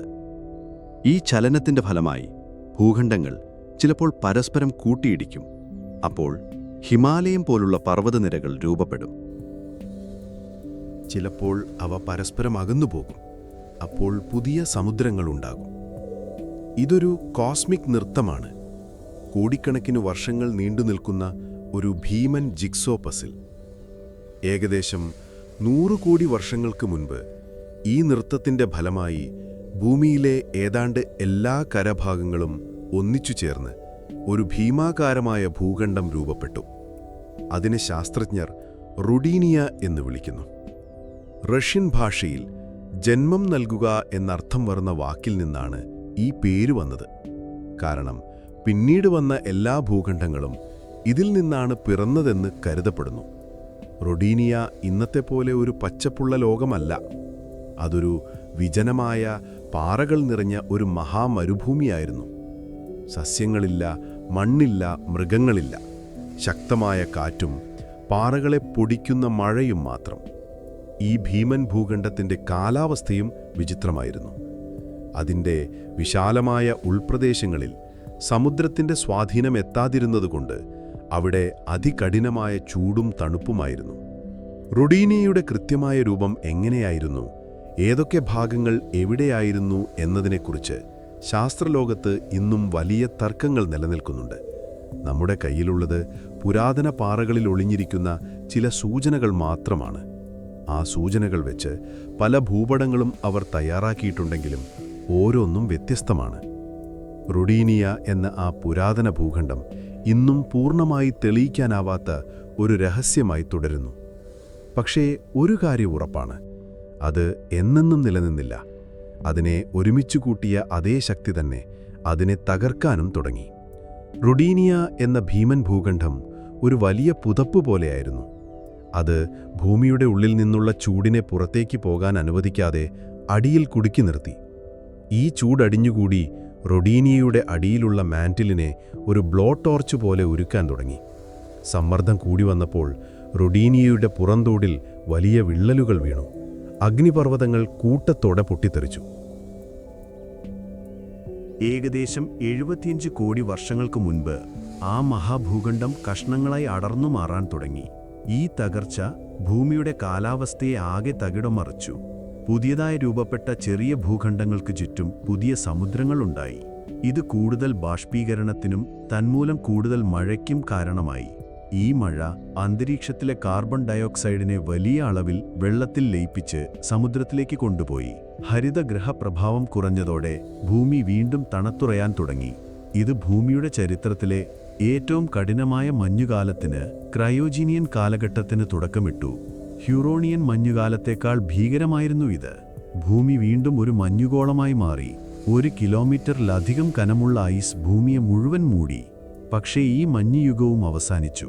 അഗ്നിപർവ്വതങ്ങൾ വീണ്ടും കാർബൺ ഡയോക്സൈഡ് പുറത്തുവിട്ട് ഭൂമിയെ ചൂടുപിടിപ്പിച്ചു. മഞ്ഞുരുകിയപ്പോൾ കോടിക്കണക്കിന് വർഷങ്ങളായി ഐസിനടിയിൽ പാറകൾ പൊടിഞ്ഞുണ്ടായ ധാതുക്കളും പോഷകങ്ങളും സമുദ്രത്തിലേക്ക് ഒഴുകിയെത്തി. ഓക്സിജൻ നിറഞ്ഞ പോഷകസമൃദ്ധമായ ആ സമുദ്രങ്ങളിൽ ജീവൻ ഒരു വലിയ കുതിച്ചുചാക്കത്തിന് തയ്യാറെടുക്കുകയായിരുന്നു. ഏകദേശം 54 കോടി വർഷങ്ങൾക്ക് മുൻപ് കേംബ്രിയൻ വിസ്ഫോടനം എന്നറിയപ്പെടുന്ന പ്രതിഭാസം നടന്നു. വളരെ പെട്ടെന്ന്, കേവലം 2-3 കോടി വർഷങ്ങൾക്കുള്ളിൽ ജീവന്റെ വൈവിധ്യം 10 മടങ്ങായി വർദ്ധിച്ചു. അതുവരെ സൂക്ഷ്മജീവികൾ മാത്രമുണ്ടായിരുന്ന ലോകത്ത് പെട്ടെന്ന് സങ്കീർണമായ ശരീരഘടനയുള്ള ജീവികൾ പ്രത്യക്ഷപ്പെട്ടു. കണ്ണുകൾ, കാലുകൾ, പുറന്തോടുകൾ, ചിറകുകൾ, വേട്ടയാടാനുള്ള അവയവങ്ങൾ. ജീവൻ ഒരു പരീക്ഷണശാലയായി മാറി. ട്രൈലോബൈറ്റുകൾ പോലുള്ള ജീവികൾ സമുദ്രത്തിന്റെ അടിത്തട്ടിൽ ഇഴഞ്ഞു നടന്നു. അനോമലോകാരിസ് പോലുള്ള ഭീമാകാരമായ വേട്ടക്കാർ ആഴങ്ങളിൽ ഭീകരത സൃഷ്ടിച്ചു. ഇന്നുള്ള ഏതാണ്ട് എല്ലാ പ്രധാന ജീവിവർഗങ്ങളുടെയും ആദ്യ രൂപങ്ങൾ ഈ കാലഘട്ടത്തിലാണുണ്ടായത്. ഭൂഖണ്ഡങ്ങളുടെ നൃത്തം പക്ഷേ അവസാനിച്ചിരുന്നില്ല. റോഡീനിയയിൽ നിന്ന് വേർപിരിഞ്ഞ കഷ്ണങ്ങൾ ലോകത്തിന്റെ പല ഭാഗങ്ങളിലായി ഒഴുകി നടന്ന ശേഷം വീണ്ടും പരസ്പരം ആകർഷിക്കപ്പെടാൻ തുടങ്ങി. ഏകദേശം 33 കോടി വർഷങ്ങൾക്ക് മുമ്പ് അവയെല്ലാം വീണ്ടും ഒന്നിച്ചു ചേർന്ന് മറ്റൊരു മഹാഭൂഖണ്ഡം രൂപപ്പെടുത്തി. അതാണ് നമ്മൾക്കെല്ലാം സുപരിചിതമായ പാൻജിയ. ഗ്രീക്കിൽ എല്ലാ ഭൂമിയും എന്നാണതിനർത്ഥം. ഇന്നത്തെ എല്ലാ ഭൂഖണ്ഡങ്ങളും Africa, America, Europe, Asia, Australia, Antarctica എല്ലാം ഒരുമിച്ച് ചേർത്ത് പിടിച്ച ഒരു ഭീമൻ കര. പാൻജിയയുടെ കാലാവസ്ഥയും തീവ്രമായിരുന്നു. അതിൻ്റെ തീരപ്രദേശങ്ങളിൽ ഇടതടവില്ലാതെ മൺസൂൺ മഴ പെയ്തപ്പോൾ സമുദ്രത്തിൽ നിന്ന് ആയിരക്കണക്കിന് കിലോമീറ്റർ ദൂരെയുള്ള അതിൻ്റെ ഉൾഭാഗം ഭൂമിയിലെ ഏറ്റവും വലിയ മരുഭൂമിയായിരുന്നു. ഇന്നത്തെ സഹാറയേക്കാൾ എത്രയോ വലുത്.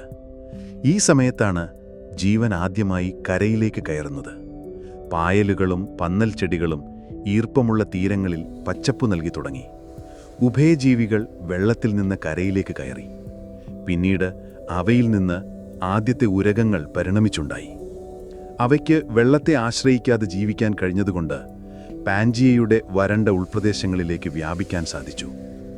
ആ ഭീമാകാരമായ ഏതാണ്ട് വിജനമായ ഭൂഖണ്ഡത്തിലൂടെ ആദ്യത്തെ കാലടികൾ പതിപ്പിച്ചുകൊണ്ട് പുതിയ ജീവിവർഗങ്ങൾ ഒരു പുതിയ ലോകം കണ്ടെത്തുകയായിരുന്നു. പക്ഷേ പാൻജിയയുടെയും വിധി മറ്റൊന്നായിരുന്നില്ല. അതിനെയും തകർക്കാൻ പോകുന്ന ശക്തികൾ ഉള്ളിൽ തയ്യാറെടുക്കുന്നുണ്ടായിരുന്നു.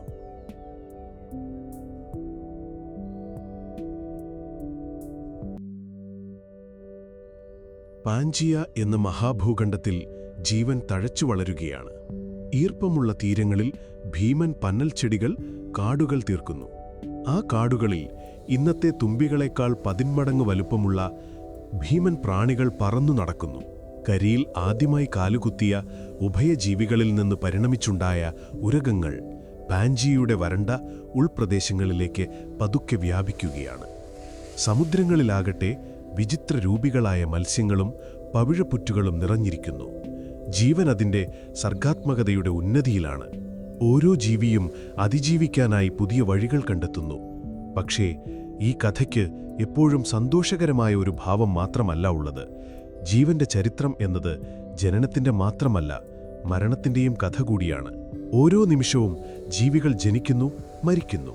പുതിയ സ്പീഷീസുകൾ ഉണ്ടാകുന്നു, പഴയവ കാലത്തിന്റെ തിരശ്ശീലയ്ക്ക് പിന്നിലേക്ക് മറയുന്നു. ഇതൊരു സ്വാഭാവിക പ്രക്രിയയാണ്. എന്നാൽ ചിലപ്പോൾ കോടിക്കണക്കിന് വർഷങ്ങളിലൊരിക്കൽ ഈ താളം തെറ്റുന്നു. പ്രകൃതി അതിന്റെ സംഹാരതാണ്ഡവമാടുന്നു. ഒരു ജീവിയോ ഒരു സ്പീഷീസോ അല്ല, ഭൂമിയിലെ ജീവന്റെ ഭൂരിഭാഗവും ഒരുമിച്ച് തുടച്ചു നീക്കപ്പെടുന്ന മഹാദുരന്തങ്ങൾ. ഇവയാണ് മഹാവംശനാശങ്ങൾ. ഭൂമിയുടെ ചരിത്രത്തിലെ ഏറ്റവും വലിയ വംശനാശം സംഭവിക്കുന്നത് ഏകദേശം 25 കോടി വർഷങ്ങൾക്ക് മുൻപാണ്. പെർമിയൻ കാലഘട്ടത്തിന്റെ അവസാനം. അന്ന് ഭൂമിയിൽ ജീവൻ അതിന്റെ ഏറ്റവും വൈവിധ്യപൂർണമായ അവസ്ഥയിലായിരുന്നു. എന്നാൽ ആരും പ്രതീക്ഷിക്കാത്ത ഒരിടത്ത് നിന്ന്, ഭൂമിയുടെ ഉള്ളിൽ നിന്ന് തന്നെ ആ ദുരന്തം ആരംഭിച്ചു. ഇന്നത്തെ സൈബീരിയയുടെ സ്ഥാനത്ത് ഭൂമിയുടെ പുറന്തോടിൽ ഒരു വലിയ വിള്ളൽ രൂപപ്പെട്ടു. ആ വിള്ളലിലൂടെ മാൻഡിലിൽ നിന്നുള്ള ചുട്ടുപഴുത്ത ലാവ അതിഭീമമായ അളവിൽ പുറത്തേക്ക് ഒഴുകാൻ തുടങ്ങി. അതൊരു സാധാരണ അഗ്നിപർവ്വത സ്ഫോടനമായിരുന്നില്ല, അതൊരു ഫ്ലഡ് ബസാൾട്ട് പ്രതിഭാസമായിരുന്നു. ലക്ഷക്കണക്കിന് വർഷങ്ങളോളം നിർത്താതെ ലാവയുടെ ഒരു മഹാപ്രളയം തന്നെ അവിടെ ഉണ്ടായിരുന്നു. ഏകദേശം ഇന്ത്യയുടെ അത്രയും വിസ്തൃതിയുള്ള ഒരു പ്രദേശം കിലോമീറ്ററുകൾ കനത്തിൽ ഈ ലാവ കൊണ്ട് മൂടപ്പെട്ടു. ഈ ഭീമൻ അഗ്നിപർവ്വത പ്രവർത്തനത്തെയാണ് സൈബീരിയൻ ട്രാപ്സ് എന്ന് വിളിക്കുന്നത്. ഈ ലാവയുടെ പ്രളയം നേരിട്ട് കൊന്നൊടുക്കിയത് ആ പ്രദേശത്ത് ജീവജാലങ്ങളെ മാത്രമാണ്. എന്നാൽ അതിൻ്റെ യഥാർത്ഥ പ്രഹരം ആഗോളതലത്തിലായിരുന്നു. ആ സ്ഫോടനങ്ങൾ കോടിക്കണക്കിന് ടൺ കാർബൺ ഡയോക്സൈഡും സൾഫർ ഡയോക്സൈഡും മീഥേനും അന്തരീക്ഷത്തിലേക്ക് പുറന്തള്ളി. കാർബൺ ഡയോക്സൈഡ് ഒരു ശക്തമായ ഹരിതഗൃഹവാതകമായതുകൊണ്ട് ഭൂമിയുടെ താപനില അതിവേഗം ഉയർന്നു. ഒരു ആഗോള താപന ദുരന്തം. സമുദ്രത്തിലെ ജലത്തിൻ്റെ താപനില ഉയർന്നതോടെ അതിൽ ലയിച്ചു ചേർന്ന ഓക്സിജന്റെ അളവ് കുറഞ്ഞു. സമുദ്രത്തിൻ്റെ പല ഭാഗങ്ങളും പ്രാണവായുവില്ലാത്ത ശവപ്പറമ്പുകളായി മാറി. അതേസമയം സൾഫർ ഡയോക്സൈഡ് അന്തരീക്ഷത്തിലെ നീരാവിയുമായി ചേർന്ന് സൾഫ്യൂരിക് ആസിഡായി മാറി. ഭൂമിയിൽ ആസിഡ് മഴയായി പെയ്തിറങ്ങി. ഈ ആസിഡ് മഴ കരയിലെ സസ്യങ്ങളെ കരിച്ചുകളഞ്ഞു, നദികളെയും തടാകങ്ങളെയും വിഷമയമാക്കി. ഒരു ദുരന്തം മറ്റൊരു ദുരന്തത്തിനു വഴിവെച്ചു. കരയിലെ സസ്യങ്ങൾ നശിച്ചതോടെ മണ്ണൊലിപ്പ് രൂക്ഷമായി. പോഷകങ്ങൾ നിറഞ്ഞ മണ്ണു പുഴകളിലൂടെ സമുദ്രത്തിലെത്തി. ഇത് ആൽഗകളുടെ ഭീമമായ വളർച്ചയ്ക്ക് കാരണമായി. ഈ ആൽഗകൾ ചീഞ്ഞഴുകുമ്പോൾ അവ വെള്ളത്തിലെ ബാക്കിയുണ്ടായിരുന്ന ഓക്സിജനും വലിച്ചെടുത്തു. ഈ മഹാദുരന്തത്തിൻ്റെ കൃത്യമായ കാരണങ്ങൾ എന്തൊക്കെയായിരുന്നു എന്നതിനെക്കുറിച്ച് ശാസ്ത്രജ്ഞർക്കിടയിൽ ഇന്നും തർക്കങ്ങളുണ്ട്. അത് ലാവ പുറത്തുവിട്ട വാതകങ്ങൾ മാത്രമായിരുന്നോ, അതോ ലാവ കൽക്കരിപ്പാടങ്ങളിലൂടെ ഒഴുകിയപ്പോൾ അതിൽ നിന്ന് പുറത്തുവന്ന വാതകങ്ങളാണോ കാര്യങ്ങൾ കൂടുതൽ വഷളാക്കിയത്? ഏതായാലും ഫലമൊന്നായിരുന്നു: ചരിത്രത്തിലെ ഏറ്റവും വലിയ കൂട്ടമരണം. ദ ഗ്രേറ്റ് ഡൈയിങ് എന്ന് ശാസ്ത്രജ്ഞർ വിളിക്കുന്ന ഈ വംശനാശത്തിൽ സമുദ്രത്തിലെ 95% സ്പീഷീസുകളും കരയിലെ 70% സ്പീഷീസുകളും എന്നേക്കുമായി ഭൂമുഖത്ത് നിന്ന് അപ്രത്യക്ഷമായി. ഭൂമിയിലെ ജീവൻ ഏതാണ്ട് പൂർണ്ണമായി ഇല്ലാതായി. ആ ഗ്രേറ്റ് ഡൈയിങ് ഭൂമിയെ ഏതാണ്ടൊരു ശൂന്യമായ ക്യാൻവാസാക്കി മാറ്റി. പക്ഷെ ജീവൻ അത്ര പെട്ടെന്ന് തോൽവി സമ്മതിക്കുന്ന ഒന്നല്ല. ആ മഹാദുരന്തത്തെ അതിജീവിച്ച ചുരുക്കം ചില ജീവികളിൽ നിന്ന് പുതിയൊരു ലോകം ഉടലെടുക്കാൻ തുടങ്ങി. ആ ഒഴിഞ്ഞ ലോകത്ത് പുതിയ അവസരങ്ങൾ തുറന്നു കിട്ടിയത് ഉരഗങ്ങൾക്കായിരുന്നു. അവയിൽ ആർക്കോസോറുകൾ എന്നൊരു വിഭാഗം അതിവേഗം പരിണമിച്ച് പല രൂപങ്ങളായി മാറി. അവരിൽ നിന്നാണ് പിന്നീട് മുതലകളുണ്ടായത്, പറക്കുന്ന ടെറോസോറുകളുണ്ടായത്, പിന്നെ ദിനോസറുകളും. ഏകദേശം 23 കോടി വർഷങ്ങൾക്ക് മുൻപ് ആദ്യത്തെ ദിനോസറുകൾ ഭൂമിയിൽ പ്രത്യക്ഷപ്പെട്ടു. തുടർന്നുള്ള 15 കോടി വർഷക്കാലം, അതായത് 150 മില്യൺ വർഷങ്ങൾ, ഈ ഭൂമി ഭരിച്ചത് അവരായിരുന്നു. മനുഷ്യൻ ഈ ഭൂമിയിലുണ്ടായിട്ട് വെറും 3 ലക്ഷം വർഷങ്ങളെ ആയിട്ടുള്ളൂ എന്നോർക്കണം. ദിനോസറുകൾ അവിശ്വസനീയമായ വിധം വിജയിച്ചൊരു ജീവിവർഗമായിരുന്നു. പുൽക്കൊടിയുടെ വലിപ്പമുള്ള ചെറിയ ദിനോസറുകൾ മുതൽ ഒരു 5 നില കെട്ടിടത്തേക്കാൾ ഉയരമുള്ള ഭീമാകാരന്മാരായ സോറോപോഡുകൾ വരെ. ടൈറാനോസോറസ് റെക്സ് പോലുള്ള ഭീകരന്മാരായ വേട്ടക്കാർ ആ ലോകം അടക്കി വാണു. പാൻജിയ ഇതിനോടകം പല കഷ്ണങ്ങളായി വേർപെട്ട് ഇന്നത്തെ ഭൂഖണ്ഡങ്ങളായി മാറാൻ തുടങ്ങിയിരുന്നു. ആ ഓരോ ഭൂഖണ്ഡത്തിലും ദിനോസറുകൾ തങ്ങളുടെ സാമ്രാജ്യം സ്ഥാപിച്ചു. അങ്ങനെ 15 കോടി വർഷങ്ങൾ കടന്നുപോയി. ദിനോസറുകൾ തങ്ങളുടെ ലോകത്ത് സുഖമായി ജീവിക്കുന്നു. എന്നാൽ അവരറിയാതെ ബഹിരാകാശത്ത് നിന്ന് അവരുടെ അന്തകൻ യാത്ര തുടങ്ങിയിരുന്നു. ചൊവ്വയ്ക്കും വ്യാഴത്തിനുമിടയിലുള്ള ക്ഷുദ്രഗ്രഹ വലയത്തിൽ നിന്ന് എങ്ങനെയോ ഭ്രമണപഥം തെറ്റി ഒരു ഭീമൻ പാറകഷ്ണം, ഏകദേശം 10 കിലോമീറ്റർ വ്യാസമുള്ള ഒരു പർവ്വതത്തിന്റെ വലിപ്പമുള്ള ഒരു ക്ഷുദ്രഗ്രഹം, ഭൂമി രൂപപ്പെട്ട കാലത്തെ ഒരവശിഷ്ടം. അത് ലക്ഷക്കണക്കിന് വർഷങ്ങളെടുത്ത് സൂര്യന്റെ ഗുരുത്വാകർഷണ വലയത്തിൽപ്പെട്ട് ഭൂമിയെ ലക്ഷ്യമാക്കി കുതിച്ചു വന്നു. ദിനോസറുകൾ രാത്രിയിൽ ആകാശത്തേക്ക് നോക്കിയിരുന്നെങ്കിൽ ഓരോ രാത്രിയും കൂടുതൽ കൂടുതൽ പ്രകാശത്തോടെ തിളങ്ങുന്ന ഒരു പുതിയ നക്ഷത്രത്തെ അവർ കണ്ടിരുന്നിരിക്കാം.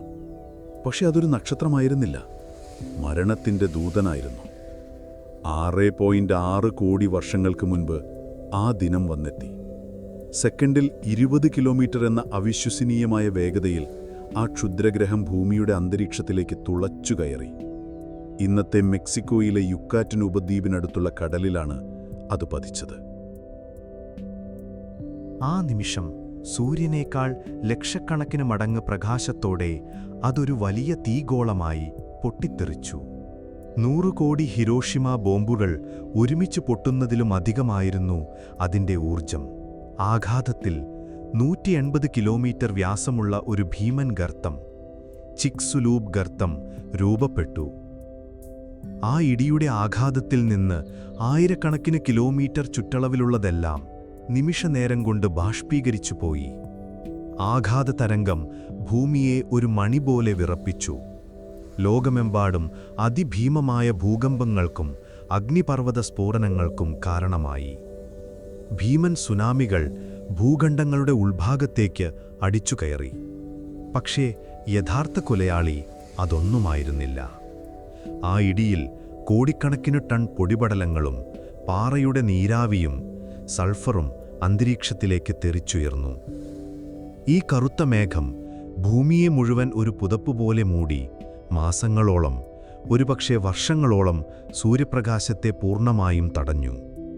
ഭൂമി ഒരു ഇംപാക്റ്റ് വിന്റർ എന്ന മഹാശൈത്യത്തിലേക്ക് വീണു. സൂര്യപ്രകാശമില്ലാതെ കരയിലെയും കടലിലെയും സസ്യങ്ങൾ നശിച്ചു. സസ്യങ്ങൾ ഇല്ലാതായതോടെ അവയെ തിന്നു ജീവിക്കുന്ന ദിനോസറുകൾ പട്ടിണി കിടന്ന് ചത്തു. അവയെ തിന്നുന്ന മാംസഭോജികളായ ദിനോസറുകളും പിന്നാലെ പോയി. ഈ വംശനാശത്തിന് ചിക്സുലൂബ് ഉൽക്കാപതനം മാത്രമായിരുന്നോ കാരണം എന്നതിനെക്കുറിച്ച് ഒരു ചെറിയ ശാസ്ത്രീയ സംവാദമുണ്ട്. ഇതേ കാലഘട്ടത്തിൽ ഇന്ത്യയിലെ ഡെക്കാൻ പീഠഭൂമിയിൽ അതിഭീമമായ അഗ്നിപർവ്വത സ്ഫോടനങ്ങളും നടന്നിരുന്നു. ഒരുപക്ഷേ ഈ സ്ഫോടനങ്ങൾ ദിനോസറുകളുടെ ലോകത്തെ നേരത്തെ തന്നെ ദുർബലമാക്കിയിരിക്കാം, ഉൽക്കാപതനം അവസാനത്തെ ആണിയടിച്ചതുമാകാം. എന്തായാലും ദിനോസറുകളുടെ 15 കോടി വർഷത്തെ ഭരണം ആ ഒരൊറ്റ ദിവസം കൊണ്ട് അവസാനിച്ചു. പക്ഷേ ആ ഇരുണ്ട തണുത്ത ലോകത്ത് ഭീമാകാരന്മാരുടെ കാൽക്കീഴിൽ ഒളിച്ചു ജീവിച്ചിരുന്ന ഒരു ചെറിയ ജീവി അതിജീവിച്ചു. രാത്രി മാത്രം പുറത്തിറങ്ങിയിരുന്ന എലിയുടെ വലിപ്പമുള്ള ഒരു ചെറിയ ജീവി, അതായിരുന്നു നമ്മുടെയെല്ലാം പൂർവികൻ, ഒരു സസ്തനി. ദിനോസറുകളുടെ പതനം സസ്തനികളുടെ ഉദയത്തിന് വഴിയൊരുക്കുകയായിരുന്നു. ദിനോസറുകളുടെ ഭരണം ഒരു തീഗോളത്തിൽ അവസാനിക്കുമ്പോൾ ഭൂമി നിശബ്ദമാണ്. ചാരവും പൊടിപടലങ്ങളും നിറഞ്ഞ ഒരു ശൈത്യകാലത്തിൽ വിറങ്ങലിച്ചു നിൽക്കുകയാണ് നമ്മുടെ ഗ്രഹം. ആകാശത്തെ കറുത്ത മേഘങ്ങൾ പതിയെ നീങ്ങുമ്പോൾ വർഷങ്ങൾക്ക് ശേഷം സൂര്യരശ്മി വീണ്ടും ഭൂമിയിൽ പതിക്കുന്നു. പക്ഷേ അതൊരു ശൂന്യമായ ലോകമാണ്. ഭീമാകാരന്മാരുടെ കാൽപ്പാടുകൾ മാഞ്ഞുപോയിരിക്കുന്നു. അവരുടെ ഗർജനങ്ങൾ നിലച്ചിരിക്കുന്നു. പക്ഷേ ആ നാശത്തെ അതിജീവിച്ചവർ ആ ചാരത്തിനടിയിലെ മാളങ്ങളിൽ ഒളിച്ചിരിപ്പുണ്ടായിരുന്നു. രാത്രിയുടെ മറവിൽ മാത്രം പുറത്തിറങ്ങിയിരുന്ന എലിയുടെ വലുപ്പമുള്ള ചെറിയ സസ്തനികൾ. അവ ചെറുതായിരുന്നു, അതുകൊണ്ട് അവയ്ക്ക് കുറച്ച് ഭക്ഷണം മതിയായിരുന്നു. അവ ഉഷ്ണരക്തമുള്ളവയായിരുന്നു, അതുകൊണ്ട് ആ തണുപ്പിനെ അവയ്ക്ക് അതിജീവിക്കാൻ കഴിഞ്ഞു. ദിനോസറുകളുടെ അഭാവത്തിൽ ആ ഒഴിഞ്ഞ ലോകം അവർക്ക് മുന്നിൽ തുറന്നു കിടക്കുകയായിരുന്നു. ഒരു പുതിയ യുഗം, സസ്തനികളുടെ യുഗം പിറവിയെടുക്കുകയാണ്. ഭൂഖണ്ഡങ്ങൾ അവയുടെ നൃത്തം തുടരുകയാണ്. പാൻജിയ എന്നേക്കുമായി വിട പറഞ്ഞിരിക്കുന്നു. ഇന്നത്തെ ഭൂഖണ്ഡങ്ങൾ അവയുടെ ഇപ്പോഴത്തെ സ്ഥാനങ്ങളിലേക്ക് സാവധാനം നീങ്ങിക്കൊണ്ടിരിക്കുന്നു. ഈ നീക്കം സമുദ്രത്തിലെ ജലപ്രവാഹങ്ങളെ മാറ്റിമറിക്കുന്നു. ആഗോള കാലാവസ്ഥയെ മാറ്റിമറിക്കുന്നു. ഭൂമി മൊത്തത്തിൽ തണുത്തതും വരണ്ടതുമായ ഒരു സ്ഥലമായി മാറാൻ തുടങ്ങുന്നു.